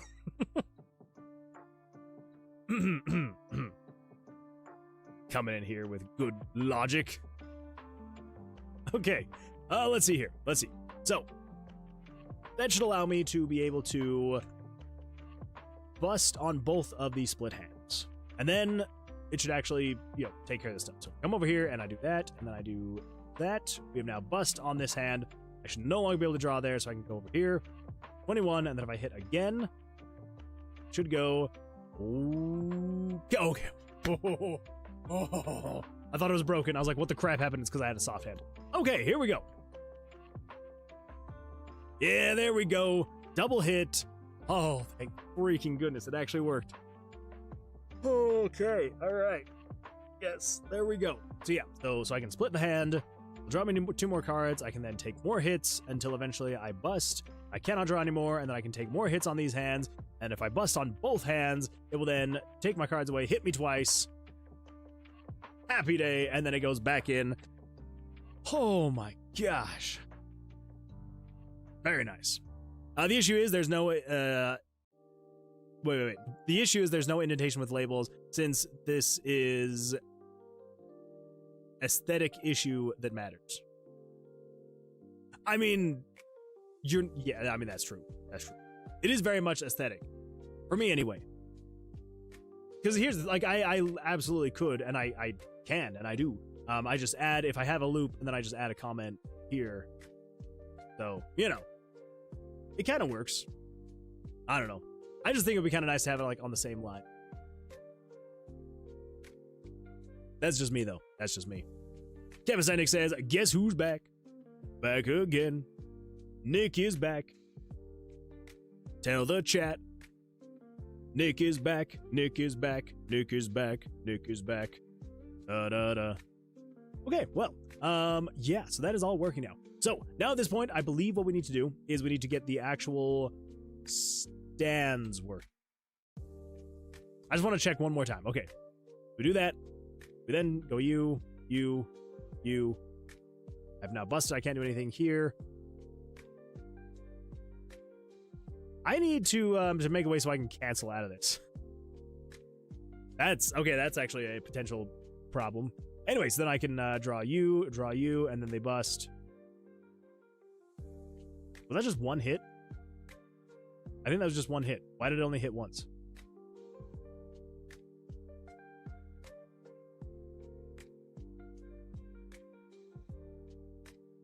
That hit twice. I'm watching my secondary screen just to make sure. Okay, so I'm checking. Fix that. Okay, never mind. I did get hit twice. I'm just being crazy. I'm crazy, everybody. If you didn't know that, I'm crazy.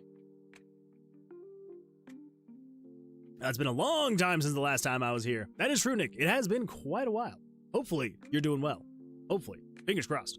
Any fun life updates you want to share with us? Celix says, what is the X? The X is the 10. I was trying to figure out the best way to resemble the 10, and I don't know. I figured a Roman numeral for 10 was a good way to go. So that is why the 10 is just a giant X. Is I was like, meh, that works. You know, it works. So yeah, bam. Okay, what do we do now? Should we do the double downs? We do double downs next. The school has been crazy. I believe it. I learned that mitochondria is the powerhouse of the cell. I love it. Very well done, Nick. A tad unintuitive, but that's cool. Well, I mean, yeah, probably.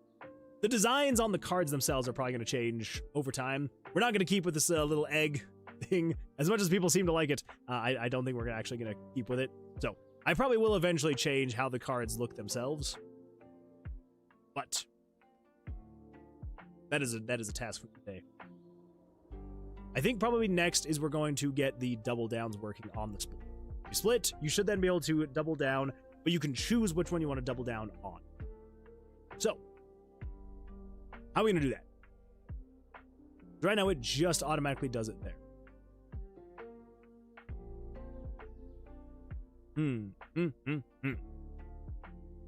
Bro, I learned that in 7th grade.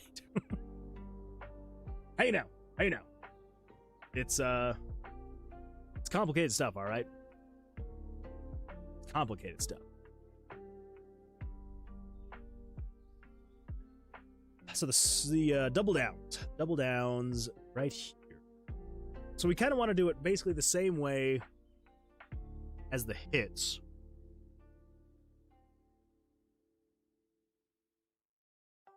While I'm learning what it does in detail, like it creates ATP, which is the main energy transfer molecule. That's fair. It's fair. Yeah, when it comes to biology, I'm not good at it. I took one biology class in college, and that is all I wanted to take, and that's all I ever took. Absolutely terrible stuff. Not a fan. Okay, so yeah, so basically with all of this good stuff.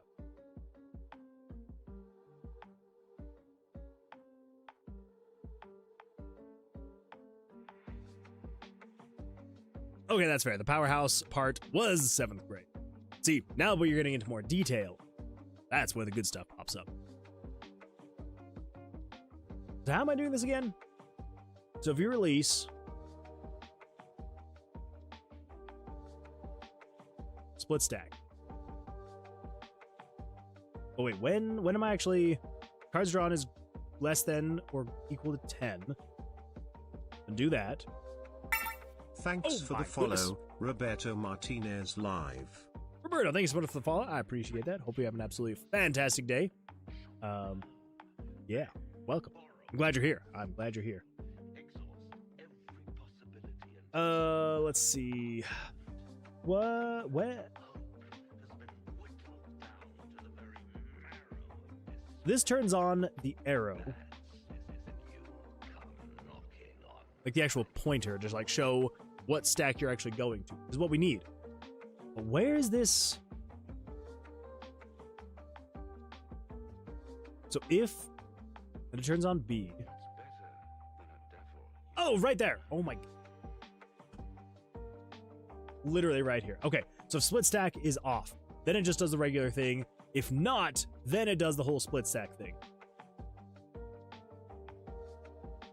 I am so smart. So SMRT smart. Okay, I think what we can do then is we can just copy this, come over here to the released portion over here on double down. If you release, does that. Okay. Let's see. So within here, let's paste that. And then we need this guy. Cut that. So then double down button. So if you release, if split stack is off, this is then what we need to do here. Let's get rid of that stuff. Put that right there. There we go. That should have split stack basically back to where it was before. That was like the end of it. Now I learned why it has 2 membranes. Mitochondrial. Emma Steinick says, how's your health? You got better, like completely healed. Yes, my health is great. I'm feeling good. Just tired, just a little tired. It was because of the not great weekend. It was a little exhausting, and then I may have stayed up just a little bit too late playing games with my brothers last night, and so I may be very tired. But other than that, I'm feeling good. I'm healthy. Everything's good. Yeah, everything's great though. Great. Okay. Yes, so that's got the split stack back to where it used to be. Now, we need to actually have this over here. So, if split stack is on, then what we need to do is say, so for the first row, if card total value is less than... Okay, so we don't want to just say if it is less than 21. What we want to say is if 34... 34...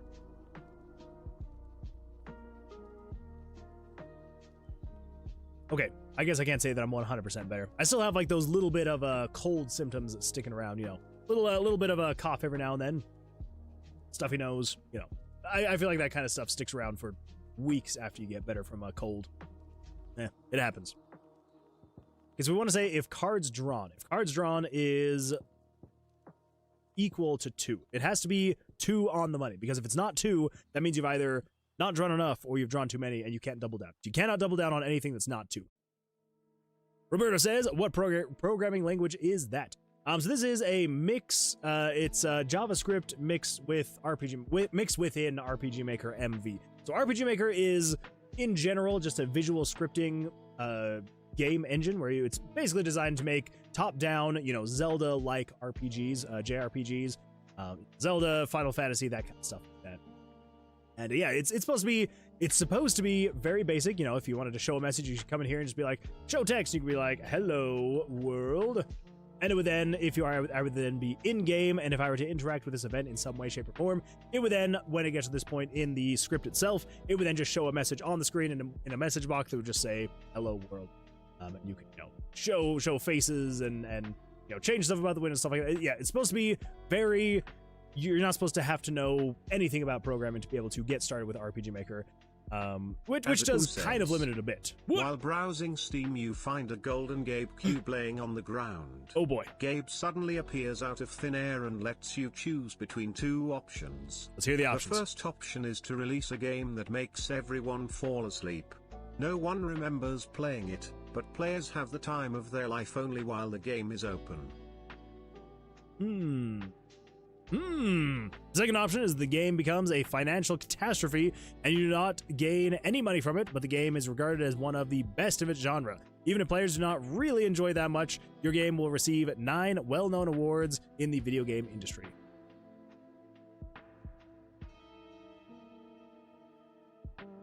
I'm going to say option number 2. I would go with option number 2 because what I would do at that point is I would get a whole bunch of awards and it'd be absolutely fantastic. Even if people were like, man, whatever. I would then take those awards, take those accolades, and I would then go make another game. And I would be like, from the creators that brought you Game of the Year and this and that and this and that. And then I would go off of that. That's probably what I would do. Yeah, I would go with option 2. That's what I would do. Is that Medusa on that game brush screen on the bottom right of your game? Yes, it is. Yes, it is. So, oh, that's right. So yeah, so RPG Maker, yeah, it's a visual scripting language. It's supposed to basically just allow you to, if you have never touched any kind of programming language in your life, you can just jump in, start making a game, and it's absolutely fantastic. Highly recommend it. If you want to make a game, but you do not want to spend the time learning how to code, or if you want to make a game, but you either don't have time to learn how to code, or if you're like, I want to know if game dev is right for me, I just want to give it a try and just see, I want to get an idea out there, whatever the case may be, highly recommend RPG Maker, because you don't have to learn how to code, but they have the ability to let you learn how to code, because it uses JavaScript to run a whole bunch of stuff, and so if you use JavaScript, you know how to use JavaScript, then you can do all sorts of crazy stuff with this engine. It is a lot of fun. I would not be able to be making this game that I have right now without JavaScript. Like, there's just so many parts of the game that just would not work. Could I make the game in some way, shape, or form? Yes, but I would not be able to make it in its current state as it is right now. So yeah, absolutely fantastic stuff. So I would highly recommend it if you just want to try out game dev and you don't want to either learn a new engine or learn a language, or if you just want to find out if you want to find out if game dev is right for you, RPG Maker is one that I would highly recommend. Highly recommend. Is it similar to Game Maker? Yes, in terms that you could make a top-down JRPG in Game Maker.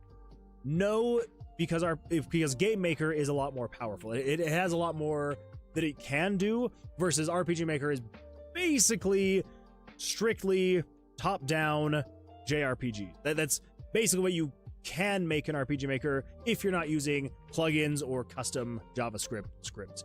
So, in terms of like being similar, it's similar it's basically in saying like all thumbs are fingers, but not all fingers are thumbs.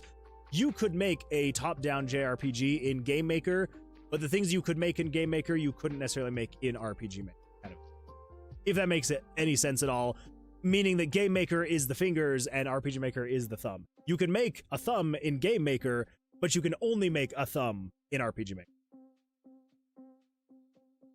I hope that makes sense. Anyway, I'm sure that was a very weird way to go about it. Anyway, so, but yeah, Game Maker, absolutely fantastic. I know there's a lot of people here in the chat that absolutely love Game Maker, so I would recommend Game Maker, even though I've never used it. The things that I've heard about Game Maker, I would recommend it. But if you just want to be able to use a no coding required engine where you can just make whatever you want to make, get an idea out there, prototype, or if you're just like, I just want to find out if this is going to be something that I would actually enjoy, then yeah, RPG Maker I would 100% recommend. Because then the great thing about RPG Maker 2 is that it allows you to be able to progress even further than just the visual scripting. Like I said, it uses JavaScript, and so you can take it a step further, or 2 steps further, or 100 steps further, depending on how well you know JavaScript and how much you want to hit your head up against the wall.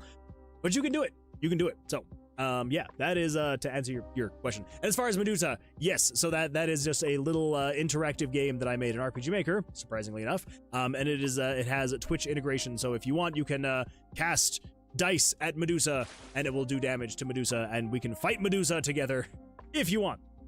So, yeah, there we go. Hello world, print. That's my programming skill. That's fair. That is fair, Nick. Is it similar? Game Maker. Game Maker is so much better. All right, Divas Oatmeal. All right, let's calm it down a notch. Push Toy says, I have just realized that RPG Maker and Game Maker are different things. They very much so are. They very much so are, Push Toy. But hey, as long as you realize, that's half the battle. That is half the battle. Also, I see your first time chatter. Welcome. Glad you're here. Glad you're here. Hopefully you're having an absolutely fantastic day. Jesse the Fish says, I don't know why I said your full name. I haven't said your full name in so long. Well, Jesse the Fish says, you sound like a drug dealer. Come on, kid, give it a try. Your first game is free. Yeah, I did kind of sound like a drug dealer right there. Try to peddle RPG Maker onto people. Come on, man, just try it. Just try RPG Maker. It's gonna be so much fun. You should do it. Now I sound like some weird. I don't even know what I'm doing anymore. I don't know what I'm doing. You went full streamer mode there. The whole name and everything. I know. It's because I was reading everybody else's names over on Twitch, and like if someone's new and I haven't like done a nickname for them yet, then I just read their full username usually. And then for some reason I was just still in that mindset when I came over and read your name, Jesse the Fish. But you're not wrong. You're not wrong. Oh, let's see. Divas Oatmeal says, RPG Maker uses visual scripting. I've only seen you use a code version thing. Oh, well. Sorry, when I say visual scripting, I mean this. I know there's a different way to describe it, and I cannot think of what it's called. But yeah, basically, it's just, this is my visual scripting that I'm meaning. Where it's like, you just kind of be like, oh yeah, change weapon, do this thing, and then it puts it there. Yeah.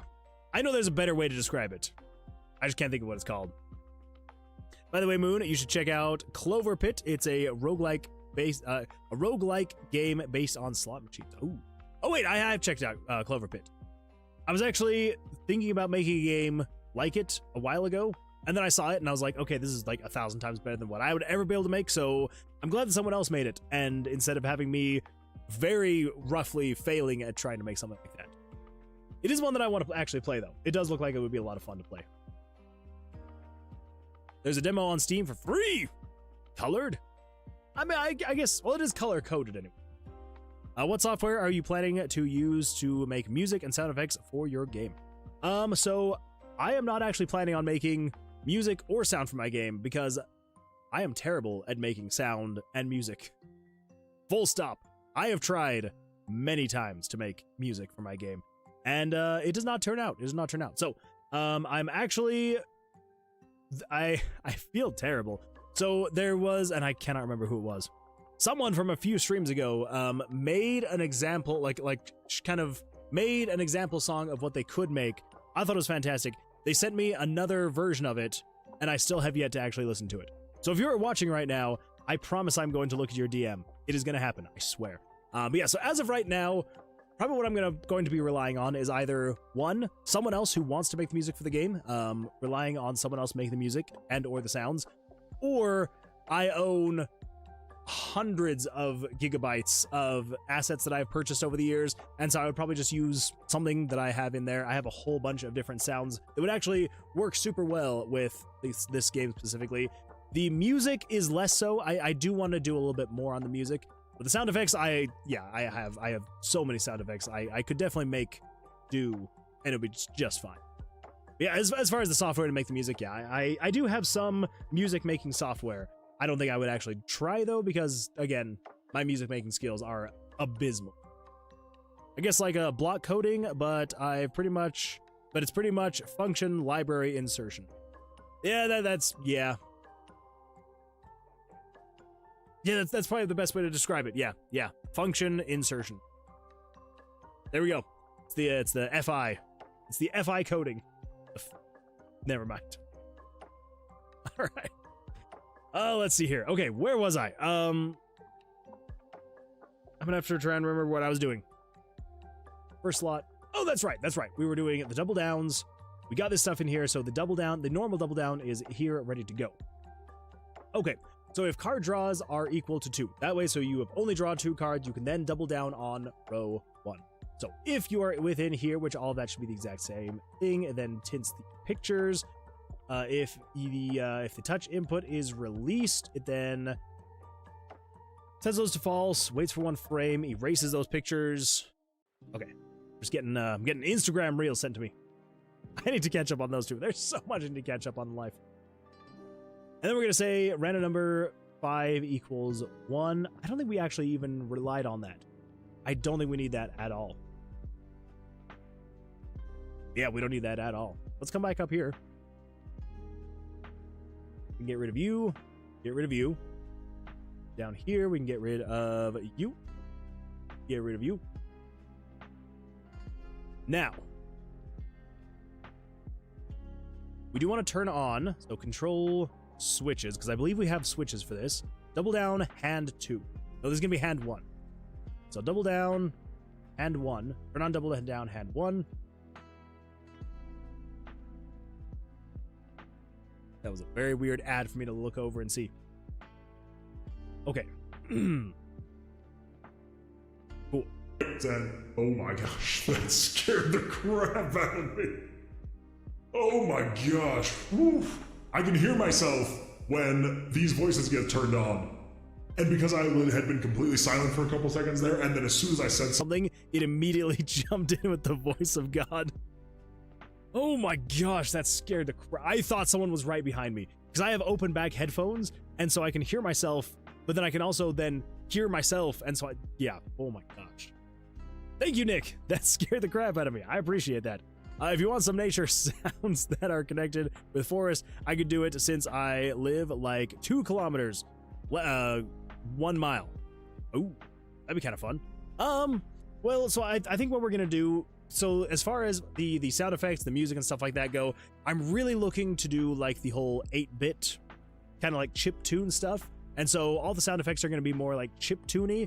Same thing with the music. I want it to be more chip tune type music. So we'll see. We'll see what happens. But I do appreciate the offer. I do appreciate it. Okay, so it turns on H1. Now we come down here. This one, we, again, need to change this from if it is less than that. We just need to say if, down here, if cards drawn is equal to 2. We've only drawn 2 cards on hand 2.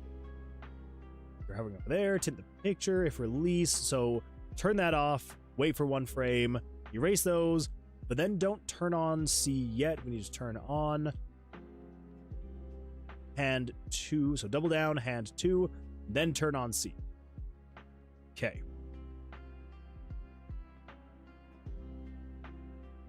Oh.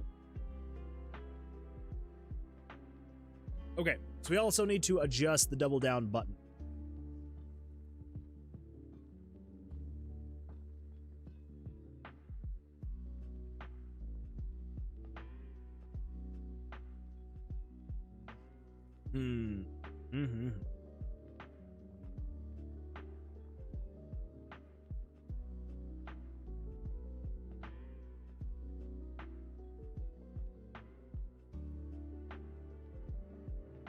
So we needed to show, because as of right now, with the double down button, when you're hovering over it, it shows this image. If cards drawn is less than or equal to 2.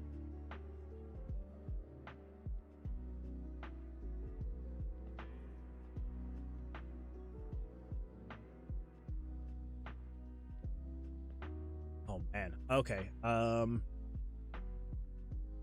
Okay, so we're going to have a couple different conditions. We needed to show as being available if the cards drawn is less than or equal to 2, but it also needs to be shown if, so 34 is less than or equal to 2. So if game variables dot value 34 is less than or equal to 2, or I believe this is 1226. 1226 is cards drawn. Yes.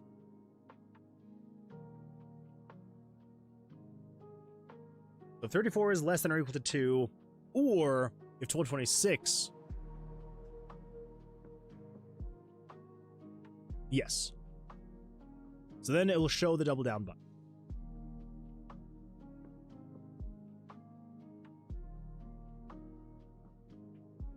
And I believe this should have the whole thing covered. So then we've got the, because that, okay, yeah. So then else, show that grayed out, pressed, grayed out, released, grayed out.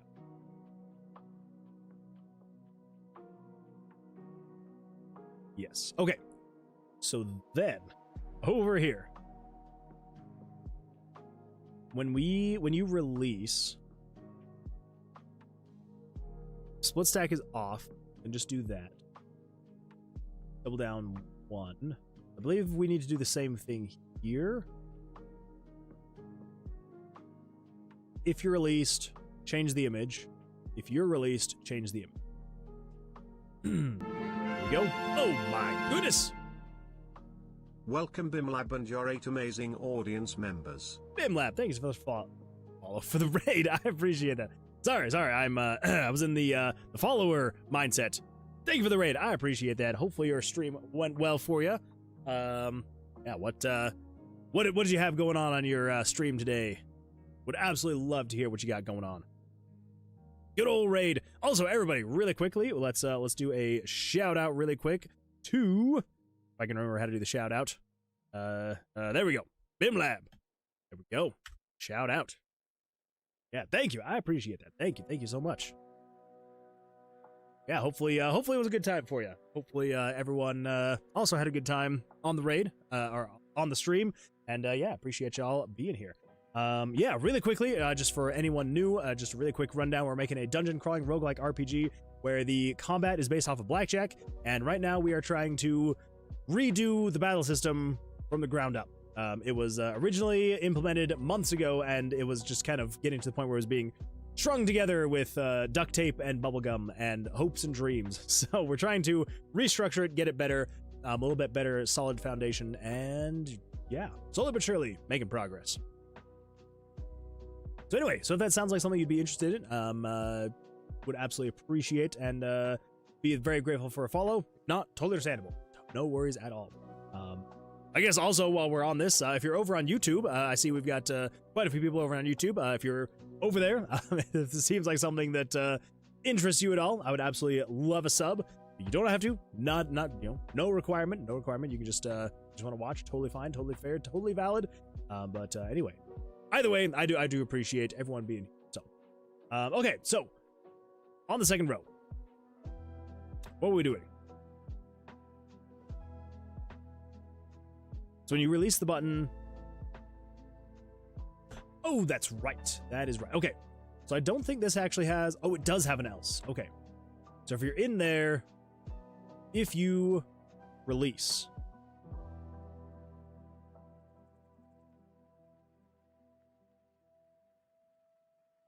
Okay, so we need to have another condition in here. So if you click anywhere outside of... Ooh, I don't...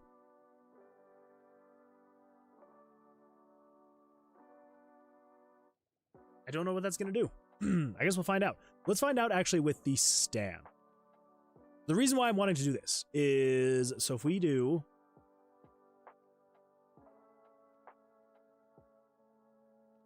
Okay. Where's the else on here? Here's the else. So if you're within... Oh, no, that's just the stand button. Or hit. Sorry, the hit button, not stand. Split stack. Yeah, okay. If within these, and then else. So else, if you release, let's do conditional branch, script, if you release the mouse click outside of there. Hamster Hammer says, oh, this is RPG Maker. It absolutely is. That is a good eye you got there. Yeah, it's RPG Maker, and it is all sorts of fun. All sorts of fun, the stuff we're doing right here. So again, yeah, dungeon crawling, roguelike, RPG. So yeah, so we're trying to go for like a very retro style look and feel. Also trying to make it not look like it was made in RPG Maker. So that's why we got everything going on right here. So again, though, we're working on the whole blackjack system. So trying to get all the systems in here, we're in place working. So as of right now, we are working on getting the splits working for the player's hand. So if you're familiar with blackjack at all, you'll understand what a split is. If not, basically the idea is if you are drawn 2 of the same cards, so if you get 2 5s, for example, which is what we got right here, you'll then be able to do what's called a split. So if I were to then split my hand, it would then move one of the cards up here, draw a second hand, and then draw 2 more cards here. So we currently have these splits. We have some of it working, some of it not. So we have it to the point where you'll be able to draw another card onto one of your cards, like say, for example, on this card. You could also draw another one here, and then there you go. Now you got some actually, those are some really good hands. 19 and 18. That's actually, that is actually fantastic. That is a fantastic set of hands right there. But that is not the part that we have currently working, because as of right now, if we were to stand, it doesn't really work the way that it works. So as of right now, what we've got working so far is if you hit on this hand and then it then busts, which is basically just going over 21, you can no longer draw to that hand. So then if you come over here and you bust on this hand, then it'll, discard both hands and attack you and all that fun stuff. So, what?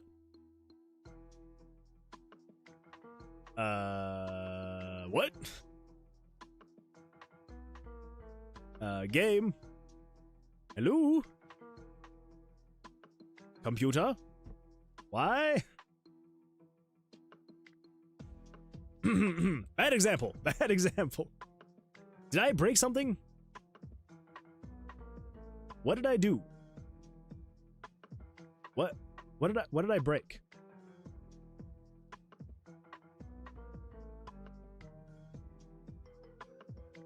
Okay, so something there was not right. I don't know what that was. Huh. All right. Well, cool enough. Anyway, so what we're doing right now is I want to make it so, because as of right now, if you were to then say hit, I cannot do anything to get rid of this arrow. I cannot cancel out of it. I have to choose a hand to draw to. So we need to make it so you can actually cancel out of that. So let's come over here. Nope, not that one. Let's come over here. And on the first row, you... Is this the one we want? Yes. So we want to say conditional branch. If you release the mouse click right there. Same thing with down here. Else, if you release. If release outside of that area, then basically what we want to do is we just want to say this. Yeah. Basically just that again. Maybe right click. We could do right click, yeah. The only thing is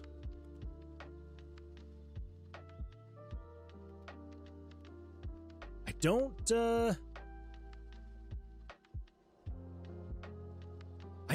know. Excuse me. I don't know if there's a way to check if you're right clicking in RPG Maker just like without a plugin. I just give ideas. That's fair. That's fair, Nick. Yeah, from the player's perspective. And honestly, like, that's kind of what it should be, is, yeah, like a right click or clicking outside of the bounds or something should make that happen. Honestly, that is what should happen. Let me come over here. I don't know why I haven't done this yet. Change menu access to disable. Cannot do that. So we have a couple plugins, and I think, maybe. So we have the simple mouse script, X and Y updating, offset, system cursor, none of those. Oh yeah! I'll go to that later. Let's see, rotate, picture, persistent data, disable full. We have the DK full input, but I'm actually going to have to, I think, replace this script. Because I think it's, I believe the license doesn't allow you to use it in commercial. Without paying for it. Which I could technically just pay for it. But I think I need to replace it with something else. RPG Maker, MV, JavaScript, check, right click.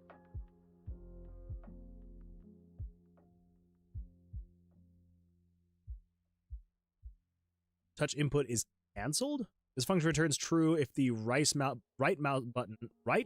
button or cancel action is triggered.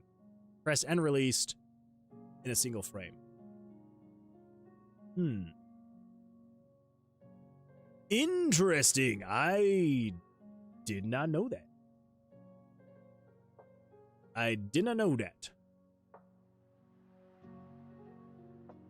So what if... So if we just say then, over here...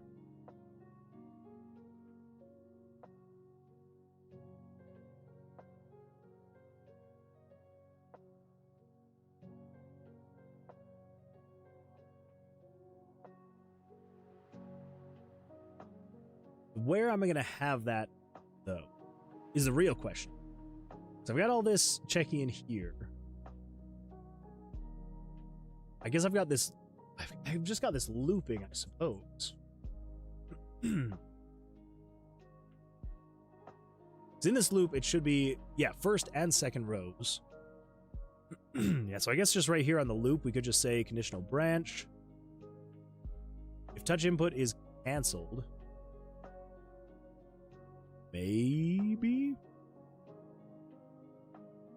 I don't know. Give it a shot. Let's see what happens. I don't think I've ever used the canceled. Split. So if we hit. Right.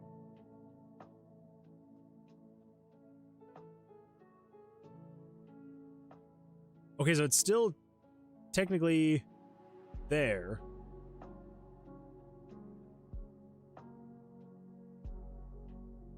Touch input is canceled. RPG Maker MV JavaScript. Check right click is released.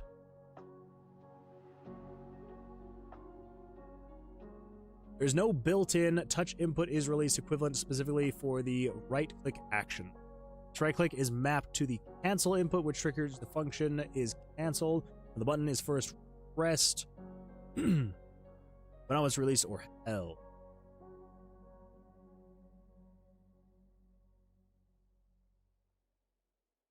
Workarounds using a variable. Okay, right click was held and is now released.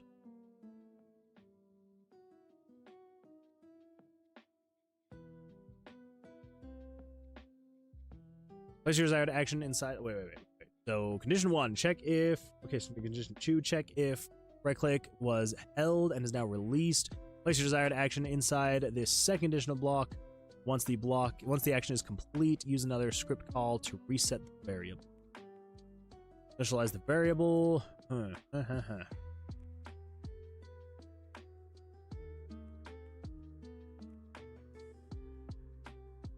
Here's a list. Unfortunately, there isn't a way. It's like too much.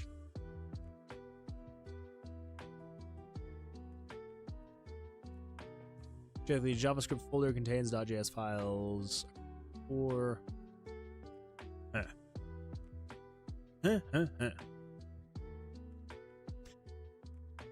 Well, it's just for click. Key input check. Mouse click. Right. Okay. Well. Yeah, I don't know. I think we could also just do cancel. Cancel is pressed down.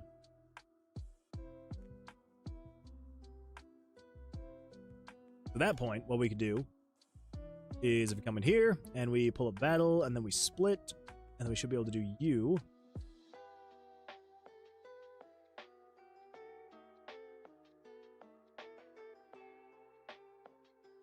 What?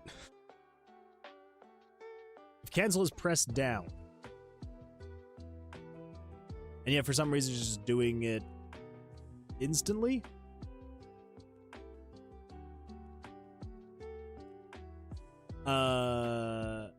Okay. Flash the screen.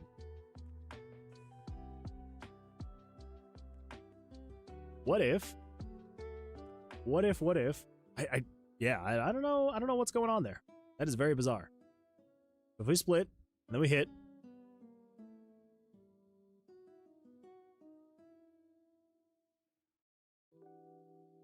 Wait, why was that? Why was that not doing anything? Flash the screen.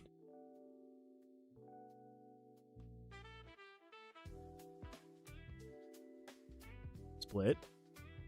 Hit.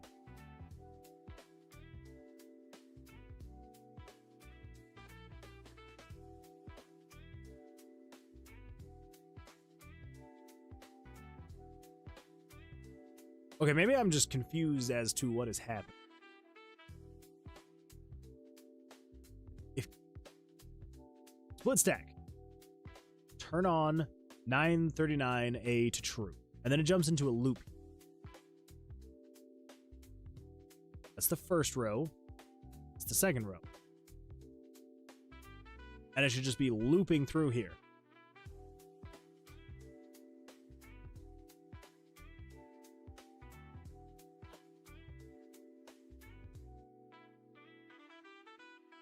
Mm-hmm.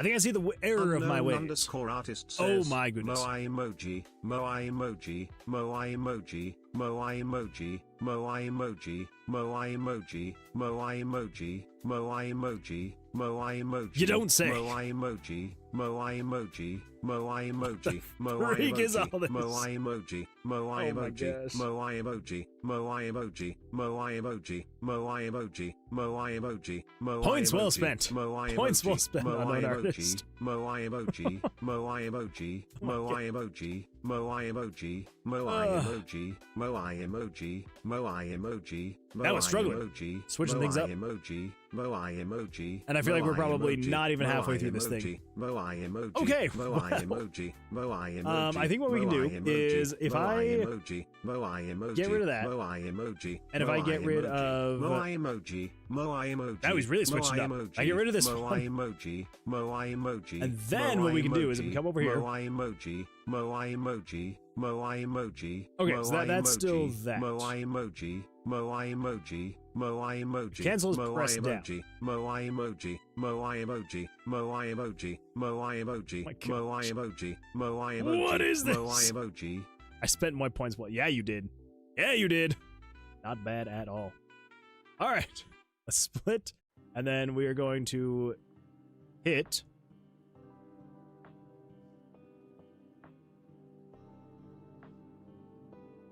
Okay, so I can't actually... Okay, so if I press escape, it's doing that. So what is... So touch input, release, touch input, canceled. Is potentially what we need.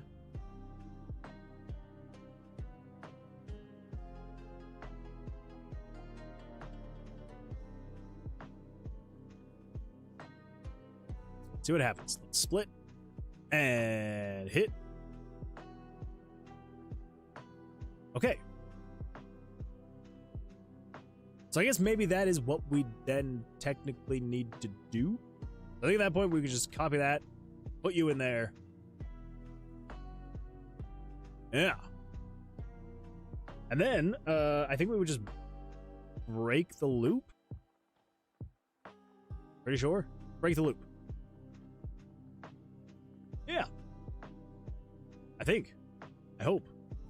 Let's find out. Let's find out together. Come over here, and then we do I still have no idea why that happens every now and then. I think it's because it's drawing. I have no idea. I'll figure it out later. So let's split, and then we come over here and we hit. And let's say, oh, we don't want to do that. Then we just right click, and then it cancels, and then we should be able to hit and cancel. Right? Yeah. Awesome. Okay. So one last little thing to clean that up just a little bit is you to here and you to here. Okay, that'll clean that up. Okay, so that is that. And then I think what we can say is also just if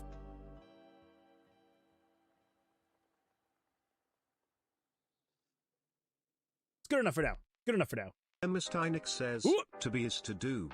To do is to be or not to be. Do be you bar. Absolutely beautiful stuff. No, not the ads. Not the ads. I am so sorry. I am so sorry. Also, let's see. Hamster Ham says, all your art. For the most part, yeah. There are a few pieces here and there that other people have helped out with. But for the most part, it's, basically all mine. So there's been a couple icons that a couple people in the community have created. Because we do, so I'm not like super actively doing it still. We are going to be continuing it, like picking it back up later. But yeah, so these perk cards, I am allowing people to, if they want to be able to have their own perk cards in the game, I'm allowing people to be able to kind of like request what they want their perk card to be called, the icon if they want to make their own icon, and then also like the buff and debuff that it offers the players. And then let's see, the dice, let's see, so I mean, so basically everything here except for this player icon is mine. Pretty sure. Yeah, so the room, the torch, the UI, the dice, all the UI elements, the icons. If we open up the skill tree, everything in here, all the icons. So I've tried to make basically everything myself. Some of it you can definitely tell more than others. You can definitely tell the more rushed things versus the older things versus the things that I didn't rush and were newer. So so I think right now the biggest thing that I need to be replacing is the character icons. I do want to remake all the character icons myself. This is from a pack that I purchased a while ago, and I don't know, they're fine, but I want to make my own. So so need to replace those, but yeah, everything else in here, the monster, the cards, all the UI elements, everything is mine, and it's fun. Definitely trying to lean more into the whole old school retro vibe, mostly because one, I'm not the greatest of artists, right? Despite what you may think looking at this, the only reason why it looks as good as it does is because one, I've had almost a year now to be working on this. This is almost a year's worth of work. And two, I've had a lot of really good user input and feedback and stuff like that, and so it's been really good for me to be able to go back and forth and just kind of see like what works, what doesn't, what I need to fix, and what I need to replace, and all that fun stuff. So, I do appreciate that, Seth. Thank you. The Unowner says, now, as mysteriously as I appeared, I disappear. Sets a smoke bomb off and runs into a wall. Oh my flip, this game has changed since I last joined. Red. That's true. There have been a few changes, hasn't there? To be let's see. No ads. Most excellent skill tree. Oh, that's true. Nick, we have a skill tree now. It's a good time. It's in, but it's not 100% finished. So I added a whole bunch of skills because basically like 2 months ago, I was like, okay, we need to get the level up screen working again. And then I started making a level up screen. I was like, it just doesn't feel fun to be like, okay, we're going to put a skill into luck, a skill into dexterity, a skill into vitality, and it does like that one thing. I was like, So anyway, so I went out of my way and made a skill tree. And should I have made a skill tree? Probably not, but I wanted to make a skill tree. So we have a skill tree now. So again, it's all in here, technically. It's all implemented, but a lot of them don't actually do anything. So like, obviously, this actually adds to your max amount of health and the healing stuff. So anyway, so it is hopefully stuff that will actually make the game more fun and exciting. I hope. So anyway, so we got a skill tree. And then of course, if you are also haven't been around for a while, redoing the entire combat system as well. Still sticking with the Blackjack. It is still going to be Blackjack. But I needed to redo it from the ground up because it was very broken, very buggy, basically held together with duct tape and bubblegum, and I was like, you know what? No longer. I need to rebuild it from the ground up. So we're rebuilding it from the ground up, which is also allowing us the opportunity to be able to implement things like being able to double down, splits, all that fun stuff. So hopefully it should be a more complete, full experience of Blackjack once it's all said and done. So yeah, should be good. See, Unknown Artist is back. Let's see, Hamster says, I'm a game maker guy myself, primarily an artist too. There are a lot of game maker devs here in the community, so you are in good company. But well, if you are primarily an artist too, I do appreciate that you would compliment my art at all. So thank you. Do you use visual or scripting? Hamster says, I'm making an NES Legend of Zelda style game. I use code, not D&D. Make it exist, then make it better later. That's fair. That is fair. Nice. Do you know of any good tutorials for coding in Game Maker? I like the bubbles on the side. Thank you, Artist. I appreciate that. Yeah, I was trying to figure out what I was gonna do with the. I was trying to figure out like the health bars and everything like that, and I was just like, what am I gonna do? And then I was playing a lot of Path of Exile 2, and I was like, I absolutely love. I've always been a huge fan of like the health orbs, like in Diablo 2. I guess it's also in Diablo 3 and Diablo 4. Path of Exile 2. And I was playing it, and I was like, why don't I just do that? Oh my goodness, I have a PNG. Thank you for that. I appreciate that. But yeah, so I was like, why don't I just do that? And I just have them in the corners, and they'll just pop up when they need to, and they'll disappear when they don't need to be. And so yeah, that's what we did. So I do actually really like how they turned out. I think they did pretty well. Yeah. So thank you. Depends on your game. I did a Heart Beast hack and slash 33 video tutorial if you like the side scroller Souls-like. That'd be a fun type of game to play. I'll just start with the scripting and know the basics. Just do PNG tuber like MatPat. Wait, what? Just do PNG tuber. Oh, where it's just like a picture of me. I should just be like this. I think it's a good idea. Great idea, actually. Okay, so where were we? Oh, that's right. So you can now do that, and then if you right click, it'll then cancel out, and then you're good to go. That does that. Oh, I am dashed. Okay, so that should be good for that. I did just realize though, dang it.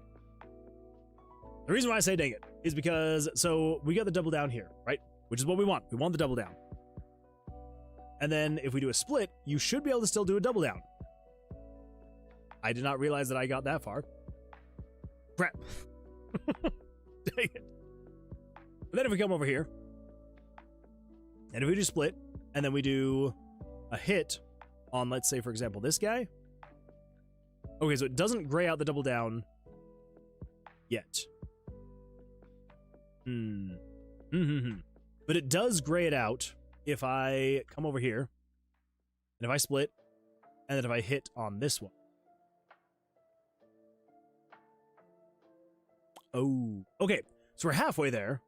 You should be able to double down and still select this one. Okay. All right, so we just need to fix that then. So we come over here to double down. Double down. Oh, actually, wait. Need to copy this part over here too.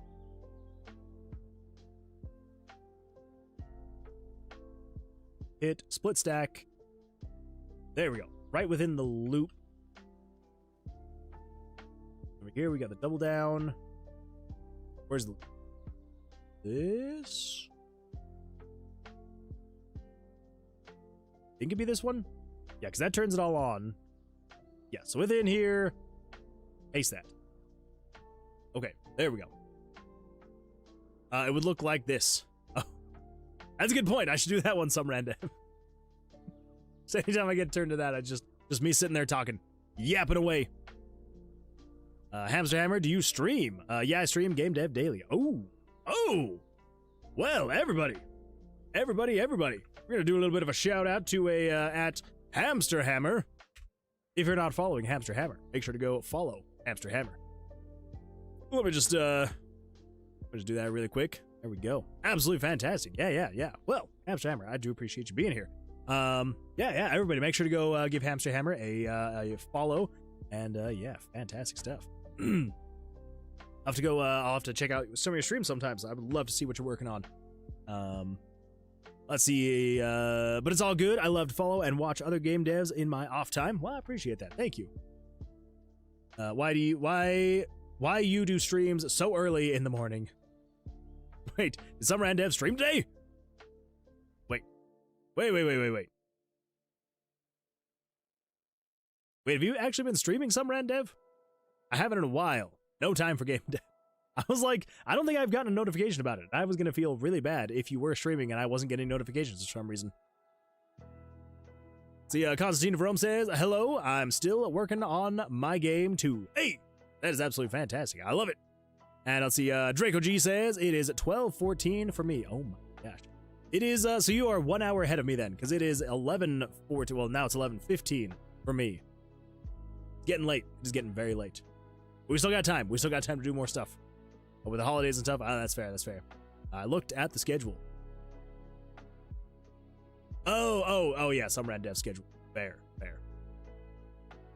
Okay, all right, so that is what we got going on right there. So if you cancel, it should then cancel out of the split stack right there. Fantastic. So what we need to do now, though, is second row down here. Crap. Where's this thing going on? Okay. What are the conditions? We got this condition right here. Unknown_artist says. Oh boy. Oh boy. Oh boy. I have nothing useful to say with TTS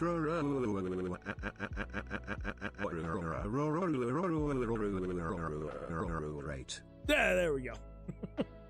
Thank you, artist. I appreciate that. Thank you. I got super deep into reading Fix, and it's been taking all my time. That happens.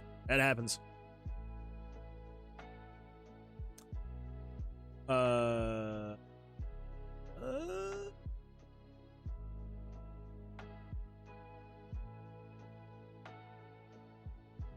guess then maybe what we need to do. So else.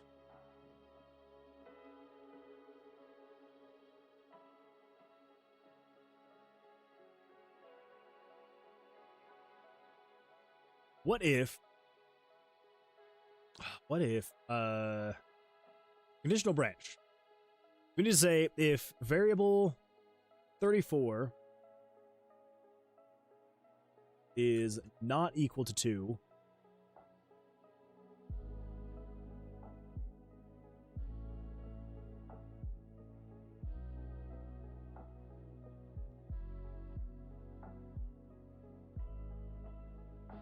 would we then say and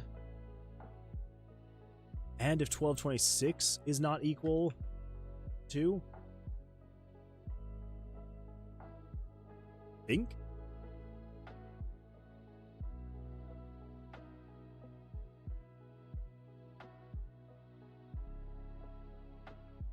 Wait. Yes. Well, yeah. We don't need an else handler because this is just setting a TB. Okay. So if your first hand is not equal to 2, your second hand is not equal to 2, then we do that. Yes. I think. Let's find out. Let's find out together. Shall we? So, double down is good to go. If I click on that...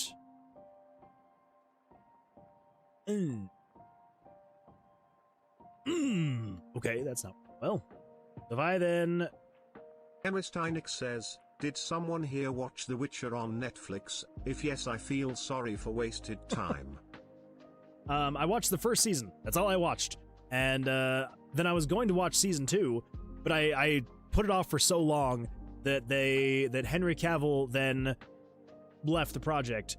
And at that point, I was like, well, if he's not going to be there. And then I heard all the bad things about season 3, and I'm like, well, now I don't think I'm going to, and now I really am not going to. So, yeah. So I only saw season 1. So technically, for me, The Witcher was an absolutely fantastic one-season series. It was great. I actually really liked season 1. Toss a coin to your Witcher, that song, oh, the amount of times that I've listened to that song is unreal. Like, so many times, hundreds of times. It is so catchy. But, yeah, other than that, I just pretend like it doesn't exist. And then I live in a happy world. Okay, so if I take a hit on this, if I double down here, It freaks out. Okay. Split. And then if I double down here,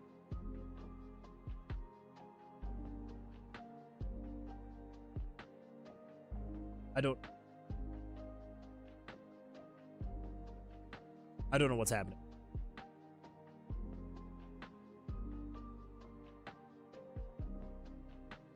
Something we could do. What if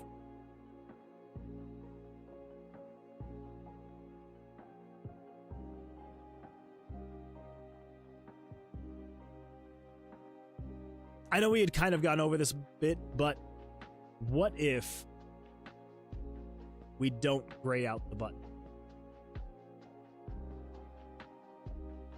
I mean, is there even really a reason to gray it out? Honestly. Because once you double down, it just goes. So, kind of not even really a reason to do that. So if that's the case, then we can just get rid of all this. And this one. And that one. Yeah. I think so anyway.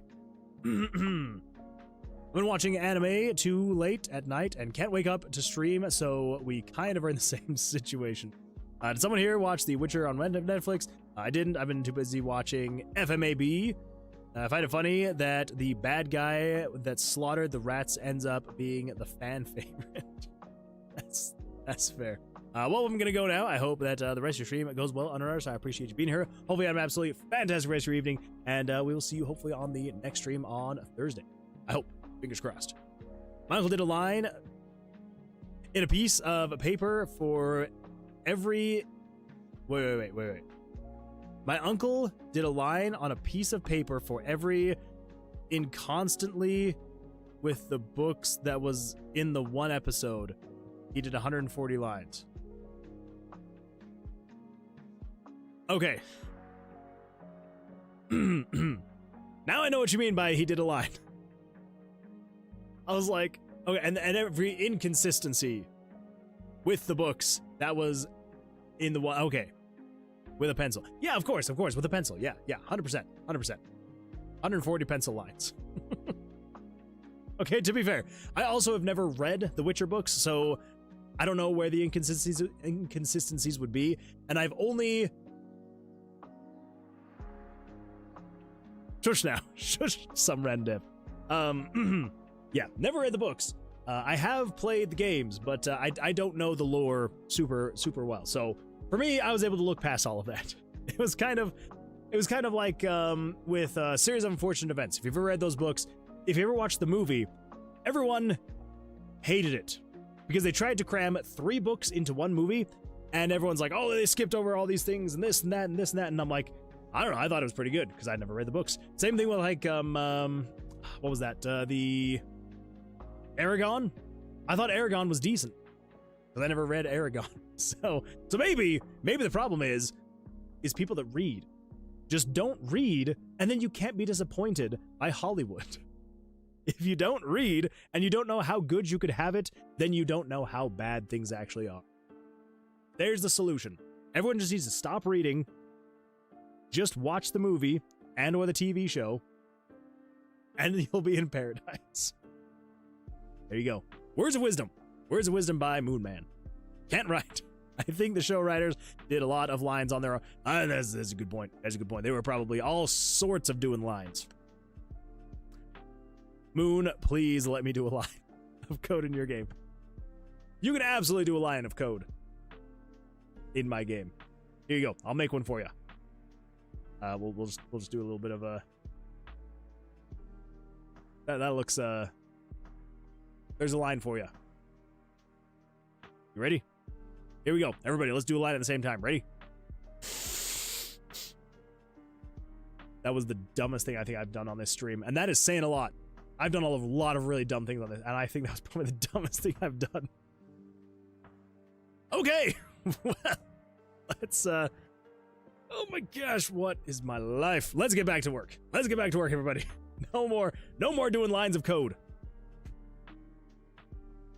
I heard in that context, it's actually kind of funny. I read the first one, and honestly, they're overrated. See, there you go. There you go. Draco has spoken. Just it says, fun fact, I once won a copy of Lemony Snicket's for being second closest to guess the number of jelly beans in a jar. Wait. You once won a copy of Lemony Snicket's for being second closest to guess the number of jelly beans in a jar. I absolutely love that. I love that. And no, this was not anything to do with the line of code that I just did. I was mad and have refused to watch it all. It's so good, though. Oh, I love that movie. It's so good.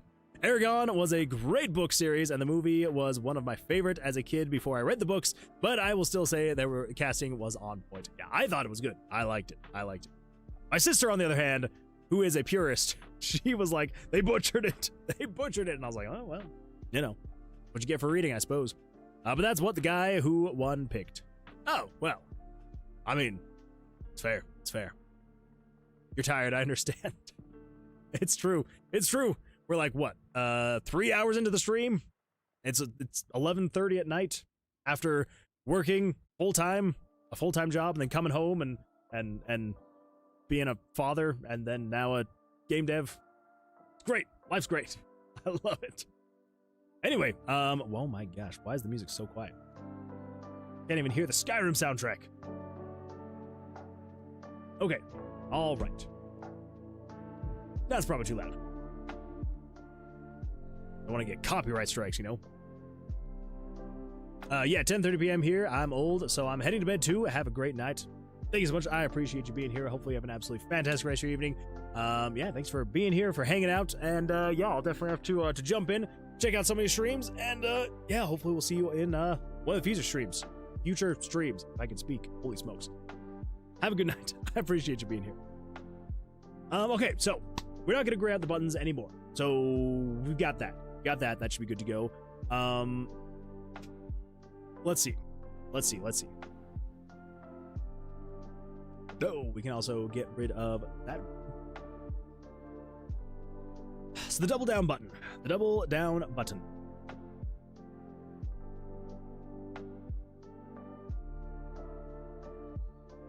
We need to take into consideration if you are, so yeah, first row and second row. So it turns on, double down, H1 is on.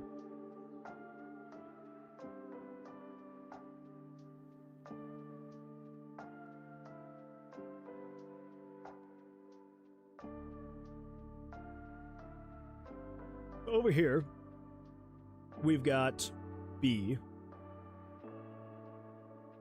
I believe down here at the end, double down. If double down, H1 is on.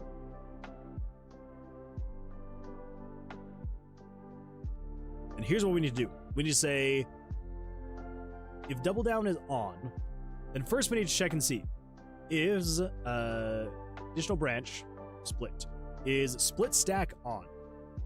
So if split stack is on, no, if split stack is off, there we go, let's do that. So if split stack is off, just do the regular thing. If it is on though, what we need to do is we need to turn off B.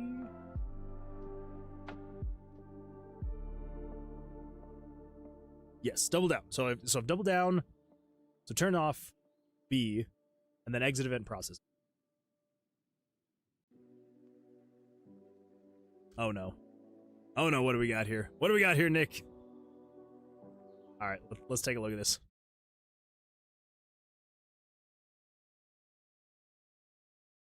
Oh boy, what do we got here? I worry. Okay, let's turn on the desktop audio. Oh no. Please let me do a line of code in your game. You can absolutely do a line of code in my game. Here you go. I'll make one for you. We'll just do a little bit of a. That looks look at that beautiful line of code. There's a line for you. Yeah. You ready? Do the line. Here we go. Everybody, let's do a line at the same time. Ready? That was the dumbest thing I think I've done on this stream, and that is saying a lot. I've done a lot of really dumb things on this, and I think that was probably the dumbest thing I've done. Oh, agreed. That's probably one of the dumbest things I've ever done. Dumbest jokes in the world. And you saw it right here.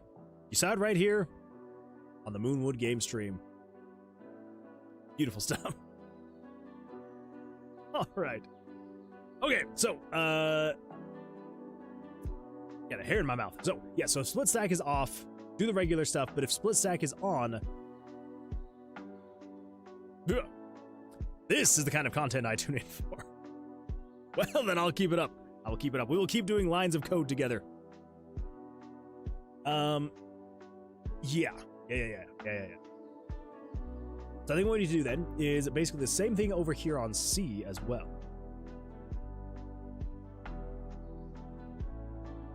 We got double down right here. So we need to put you within here. Then we take this stuff. Emma Oh. Steinek says, Ooh. please Moon Man, I need this. Sniff, my humor is kinda broken. Sniff, I study biology, chemistry, I want to get the fuck out. Oh, Nick. Nick. Anyway, okay. Well, that's awkward. I was turning on the wrong stand. Crap. Okay, so I need to fix those. That's a good time. I mean, it should be fine. It should be fine. So I think it's the exact same thing. So let's just do that, and then we turn off C, though, right here. Okay, so once we turn it off, that takes us back over there. We need to make sure that if we've doubled down on one of the jar of jelly beans. Oh, but that's what the guy who won. Oh. I can't blame you. I would also want a jar of jelly beans. That would be a lot better. Way better. Not gonna lie. Okay, so where else do I need to update this, though? Because this right here is saying to turn on 161, which you do not want to turn on 161, because 161 was the stand and 2, which we're not doing. We just need to turn on stand. So anything that says 161, we need to update to be just 150. Just coming up here really quick. Let's just make sure anywhere else that might be 161. I don't think there should be anything else in here. Ooh, there is not. Now, what we do need to do.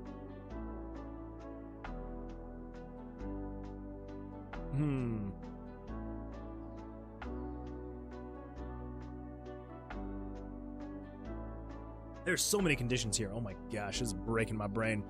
Nick says, well, off I go to distant land of breakfast land. Bye-bye. Nick, I appreciate you being here. Hopefully you have an absolutely fantastic rest of your day.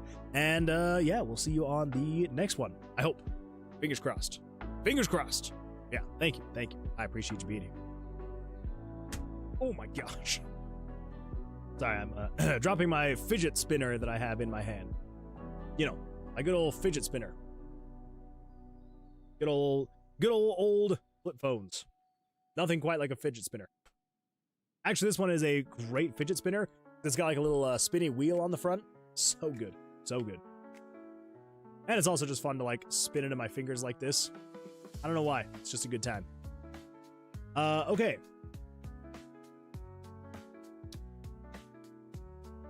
All right, where was I? I need to stop getting distracted. So if I double down on both hands, I then need to go to stand. I can't just turn this off. We then need to stand at that. But if I double down, let's just say, for example, if I double down on stack 1, first row, it turns on double down H1, double down H1 on. Okay. So with this one, I then need to take into consideration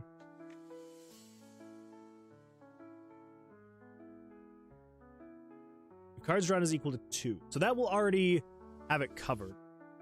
Because if you double down, it will then say you've drawn 3 cards. So that should be good to go.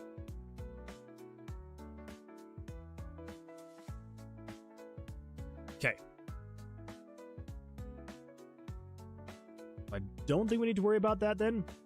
So I think at that point then, what we can say is if you have doubled down on B. Double down. If split stack is off, do that. But if split stack is on, then what we need to do is we then need to say, you're not even necessarily going to be doubling down on both hands. Oh man, yeah, there's going to be a lot of different things to check for. So let me come over here to a notepad. So what are the things we need to check for? So this is if you are for hand one. Okay, so what do we check for? If the double down is on. No, if split stack is on. So if split stack is on, when would you then proceed to stand? So if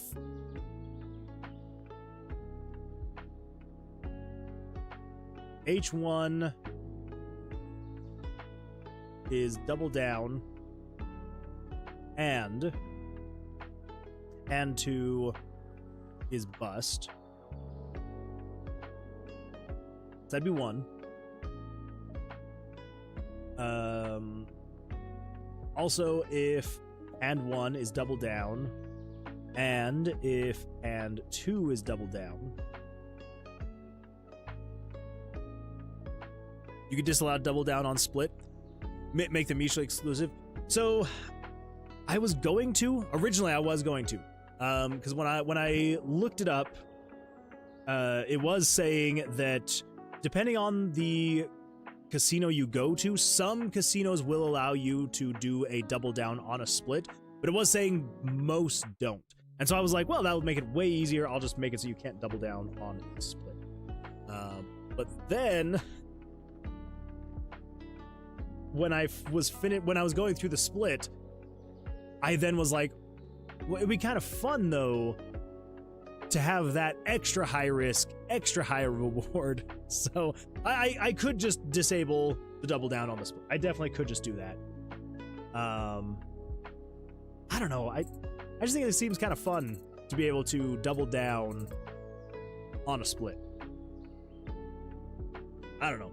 I don't think it should be that much more difficult, because at this point I just need to put in a couple of conditions, which I think it's actually, now that I'm thinking about it, I think it's just 2 conditions on each page. So on hand 1, basically what we need to say is on hand 1. So if hand 1 has been doubled down and if hand 2 is a bust, then you would turn on stand. And then another condition is if hand 1 is double down and if hand 2 is double down already, then move on to stand. So if split stack is on, we would then need to do this thing right here. So first condition is if hand 1 is doubled down. So double down H1. So if that's on, I'm pretty sure that if you double down on hand 1, it should turn on that switch. Double down, turn on, okay, turn that on, turn that on. Cool. So right here, we're going to say if switch 153, so if game switches dot value, there we go, 153 is equal to true. So if you've doubled down, if you've doubled down, and if variable was at 12, we want the card total value of hand 2, so 1227. And if game variables dot value 1227 is greater than or equal to, no, if yours is greater than 21.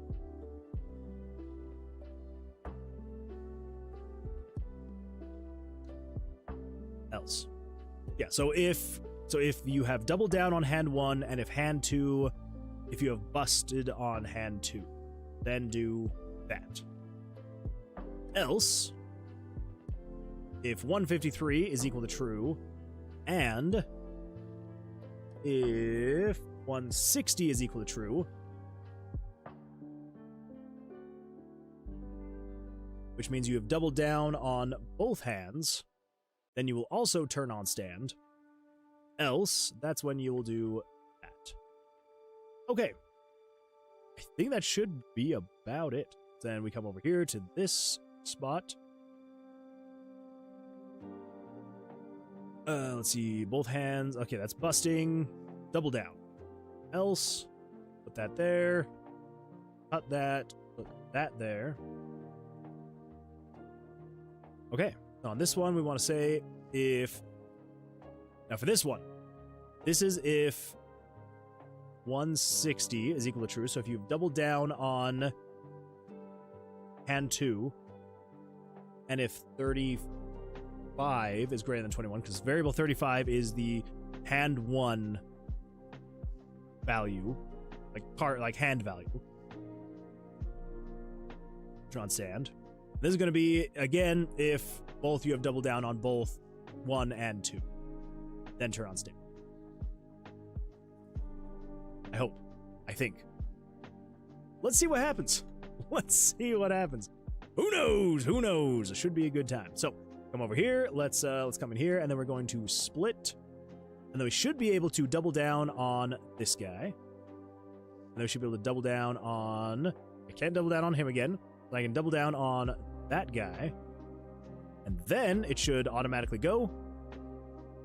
Oh, I lost both hands. I had 2 19s and I lost because this freaking jackwagon had a 21. Screw that guy. Screw that guy. All right, so we split again, and then we should be able to ball. Okay, let's find out why this is not working. So, why would we not be drawing any more cards? Well, let's check variable 35 first. Okay, it thinks that we have drawn 5 cards on hand 1, and that we have a value of 16. What? So 35 and 36. Why did 35 and 36 not get reset? Monster bust, player bust.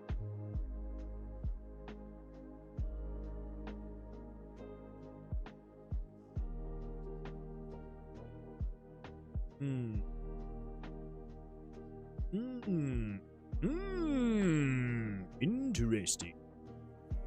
You should be getting reset.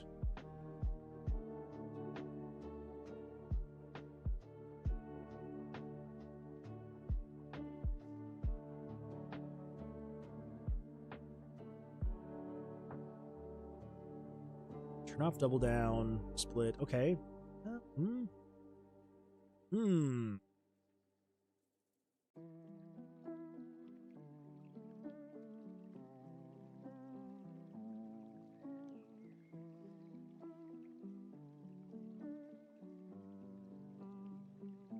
Okay, let's get rid of those here. I got rid of those on this first one.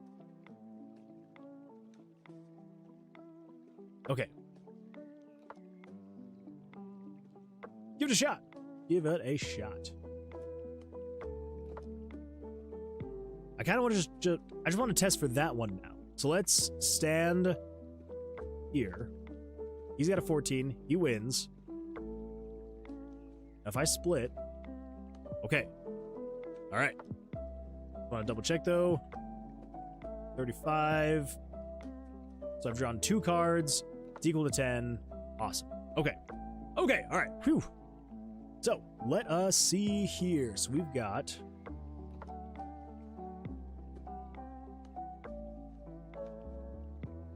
We want to double down on you. We're going to double down on you. Then go again. Okay, I lost both hands. It's all right. And if we split you, it should still work. Hey, look at that. Still works. Okay. All right, let's double down. Let's keep it going.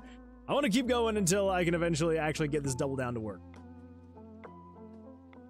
So, help me.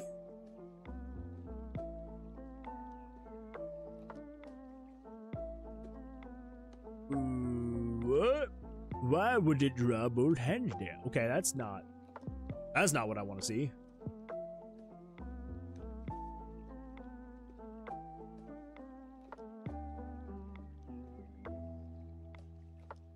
What?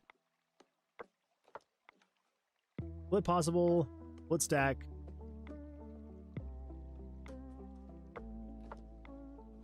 Why would it have automatically drawn those other cards?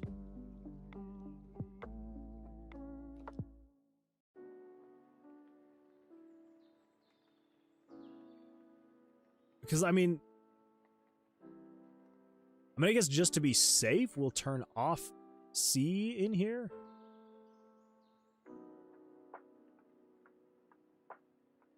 It's very bizarre. Should have been off, but I don't know. I don't know why it would have done that. I don't know. All right, let's split you. We're gonna do a double down on you, and a double down on you. Please let me at least get this 17. Yeah, there we go. Okay. Good to know. Good to know. That one, I guess I should have seen coming. The actual attack with the double down is not implemented at all, so we do need to do that still. We're making progress.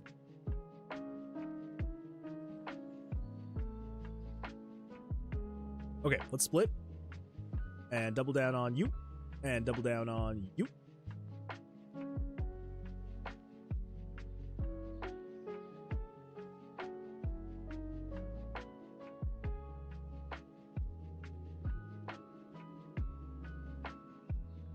And I can't double down anymore, which is correct. But I've doubled down on both of you. Is it because this has busted?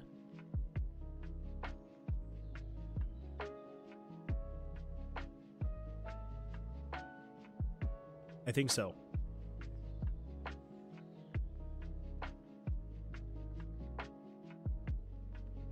So if you've busted, still busting, double down, draw monster's first 2 cards, their blackjack,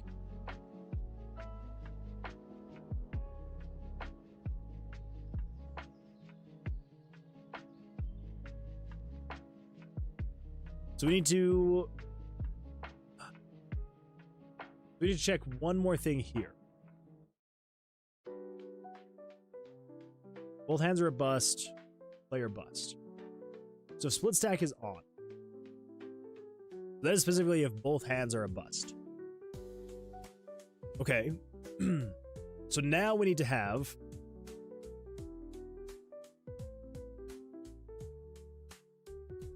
okay, we need we need a couple other conditions. So first one is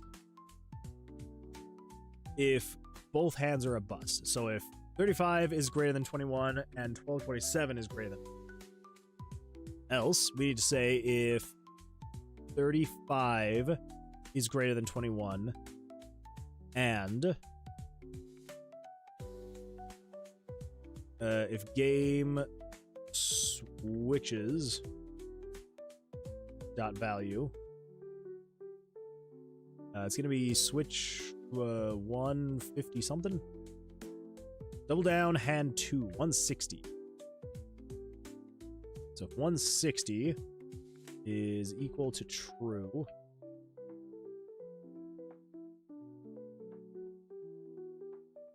H1 equals bust, H2 equals double down. Then turn on player bust. And the last condition would be if 1227 is greater than that, 21. And then 153, I believe 153 is the switch for the double down H1. Yep. Okay. You are if 153 is equal to true. So this is saying H2 bust, H1 double down. Okay.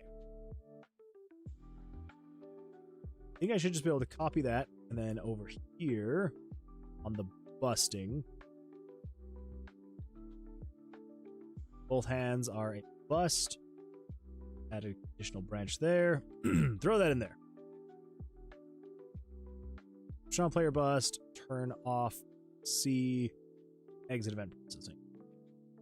That and that. Turn that conditional branch off. Okay. Think that should resolve that problem. It's gonna be worth it in the end, I swear. I swear it. It's gonna be 100% worth it.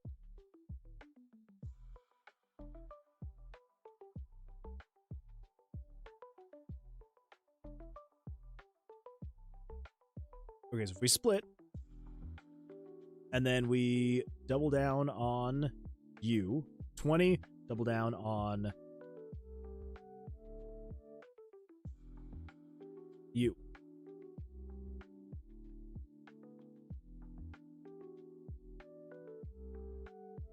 Okay, so I need to write that down. Okay, so we also need to have... So what else do we need to do? We need to make it so if you win on one and lose on another, give damage and take damage.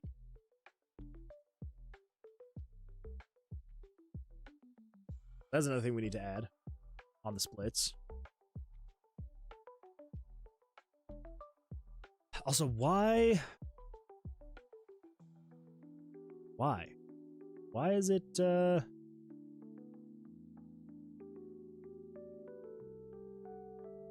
It seems like it's specifically doing that. Oh, wait, no, it didn't draw new cards. That was from the other hand because it didn't clear it. Because I didn't lose on that hand, technically. So it didn't clear it. That would do it. That would do it. Okay. That will be fixed when I eventually add what I just wrote down. Ugh. Which is the, if you win on one and lose on another, give damage and take damage. Yeah, so I haven't taken that into account yet, so it should on this, once I get that one. That should be fine there. So if we double down on you, we got 21. Double down on you, we got 20.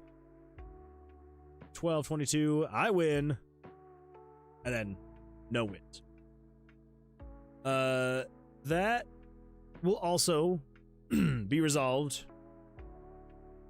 Because technically the winning is not working on this yet.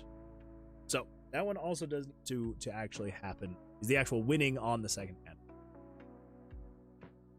Yeah, so if win on one, implement winning on H2.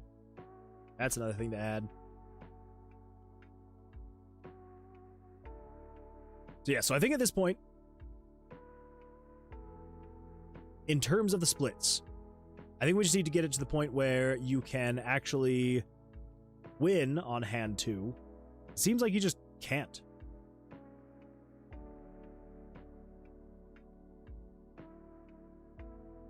And sometimes it just gets stuck like that. Why? Okay. Why would that be the case? Oh my goodness. Welcome Jitspo and your 45 amazing audience members. Jitspo, thank you so much for the raid. I appreciate that. Welcome everyone. Glad you're here. Glad you're here. You are just in time for me to scratch my head and wonder what I'm doing wrong.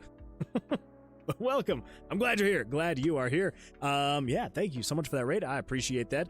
Huge shout out, everybody. Really quickly, if I can get this thing to work. Why is that not working? There we go. There we go. Shout out. There we go to at Jitspo. I appreciate the raid. Thank you so much. Hopefully, I had an absolutely fantastic stream.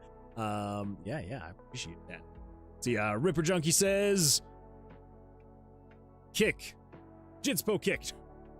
Hello. Perfect. That's what I was doing today, too. Yeah, it's a good time. It's a grand old time. Well, how'd your stream go? Hopefully it went better than... Okay, this hasn't been a bad stream. I'm not going to say it's been bad. I've just hit a lot of roadblocks. That's all. But anyway, well, for everybody who's new, really quickly, I am Moonwood Games. Yeah, I'm making a dungeon crawling roguelike RPG. Yeah, where the combat is based off of Blackjack. And it's coming along slowly but surely. Yeah. So it's trying to think of anything else that would be useful. Yeah, it's retro style RPG where it's again based off of Blackjack.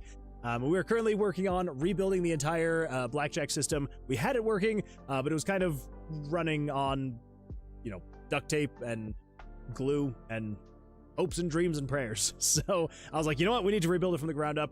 We also did not, when I originally built it, like almost a year ago now, I did not allow in the code to have things like, doubling down and splits and stuff like that. So I was like, you know what? I need to rebuild it from the ground up and actually allow things like double downs, splits, all that fun stuff. So we are currently rebuilding it, and the splits and the double downs have proven to be very frustrating to try and build. Anyway, So if this seems like a game that you'd be interested in, would absolutely appreciate a follow. But if not, totally understandable. No worries at all.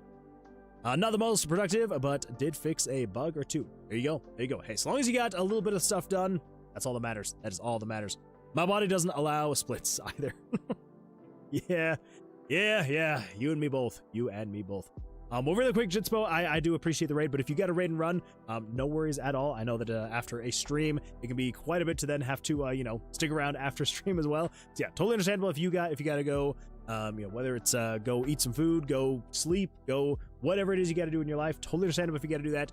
No worries at all. But again, I do appreciate the raid.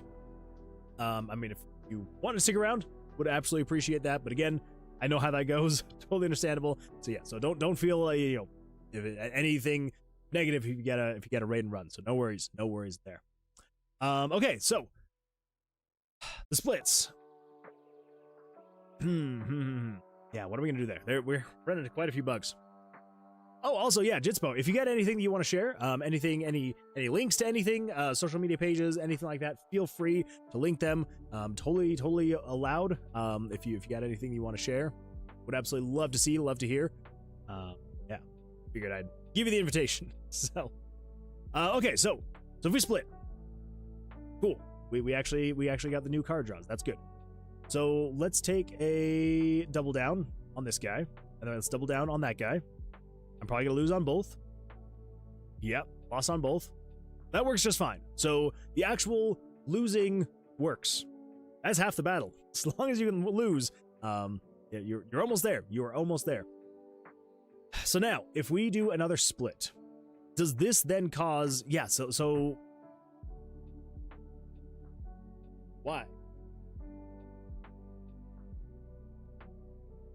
Freaks out here. Will not draw another card. Why will it not draw another card? Let's see what we got here. Let's check the cards themselves. So all of them. Oh.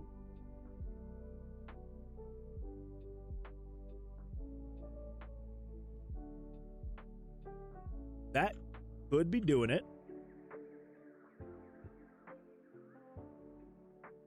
Is it actually removing the cards?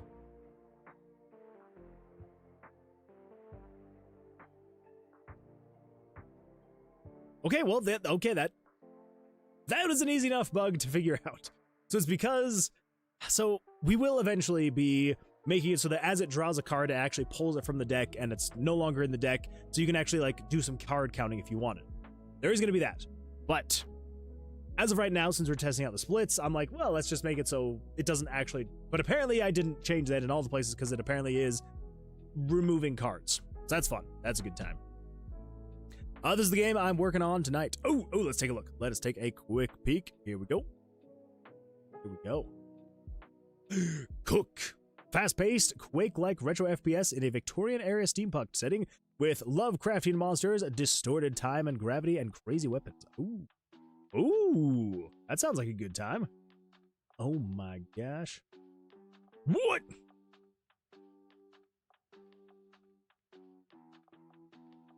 Wait a minute.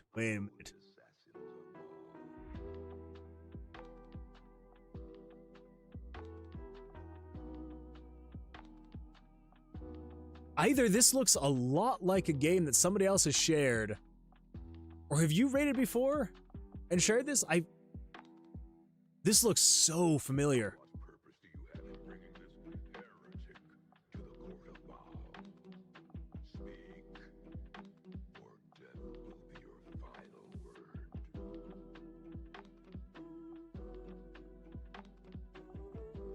Yeah, this looks extremely familiar. Like, yeah. Unless, of course, someone has made something almost exactly like this, like eerily similar. Yeah, it's got like the jump kick. Maybe. I don't think I've rated before, but it might have gotten shared. Wait. I think I might know what has happened. I think that I've rated you before, and I think you were working on this when I rated you. Because I'm like, I 100% have seen this gameplay before. Yeah. I think it's that someone suggested I rated you, and this was like, I think a couple months ago. Okay, all right. Whew. My brain was like, I swear I've seen this game before, but I'm like, I feel like I would have wishlisted it if you had shared it before. So I'm like, there's no way. That is 100% going on my wish list. Yes. Okay, now that I'm thinking about it, I think that's probably what happened.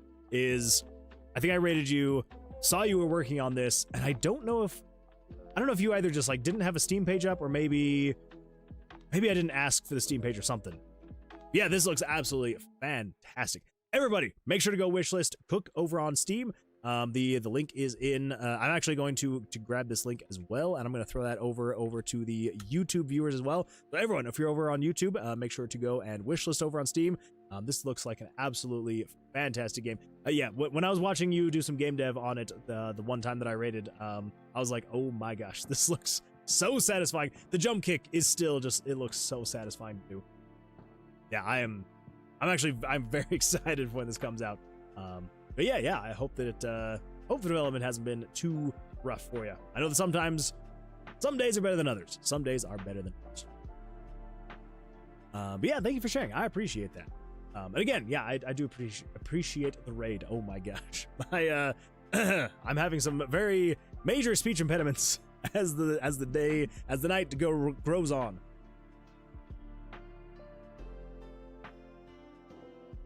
I guess when you're talking basically nonstop for 3.5 hours, that tends to happen. Okay, so something somewhere is removing the cards, and I believe what it is this guy over here. It's the monster draw. Why? Why did I not think about that? It's yeah, right here. All right, let's just comment that out. And I believe it also may be here. Nope, that's commented out. Okay. Now, that should not be removing it anymore. Tends to happen as the night grows on. It really does. Really does. Okay, so let me just check really quick. Is it reducing? Starting card 1/1. So we got ones. Okay, all right. So it's not removing the cards. Sweet. So let's split that. Let us do double down. So the double downs make it continue. I lost. He wins. Okay. Cool. If I come over here and check ones. Oh! Something removed a card from here.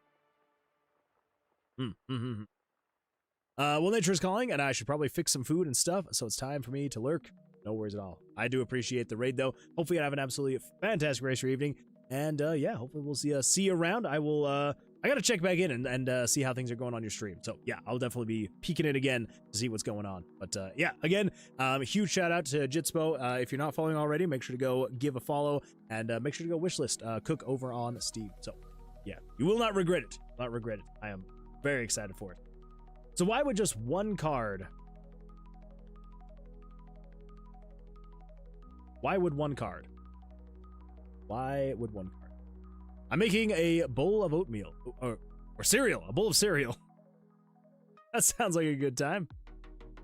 Actually, cereal does sound pretty good right now. You know, it doesn't really matter why one card is missing. They're gonna disappear anyway, so it's like, might as well. Yes. So I still need to make it so if you win on one and lose on another, give damage and take damage, and then implementing winning on H2. Yes, I do need to get those in. I think I'm probably going to finish the rest of this off stream though. As far as the splits go, I feel like it's been quite the it's been a lot. It's been a lot getting these splits and stuff working. So I think we're probably gonna do the rest of the splits off stream. I might do more of the combat on stream later, like say for example the monster blackjacks, soft hands. But I think I'm gonna try hopefully between now and the next stream to get all that up and going. If not, then I think we might just focus on other stuff on the Thursday stream. And yeah. And then I'll just get the rest of the combat system. Because I mean, we're on what now? Like stream 4 of working on this combat system, and it is a very slow, tedious process.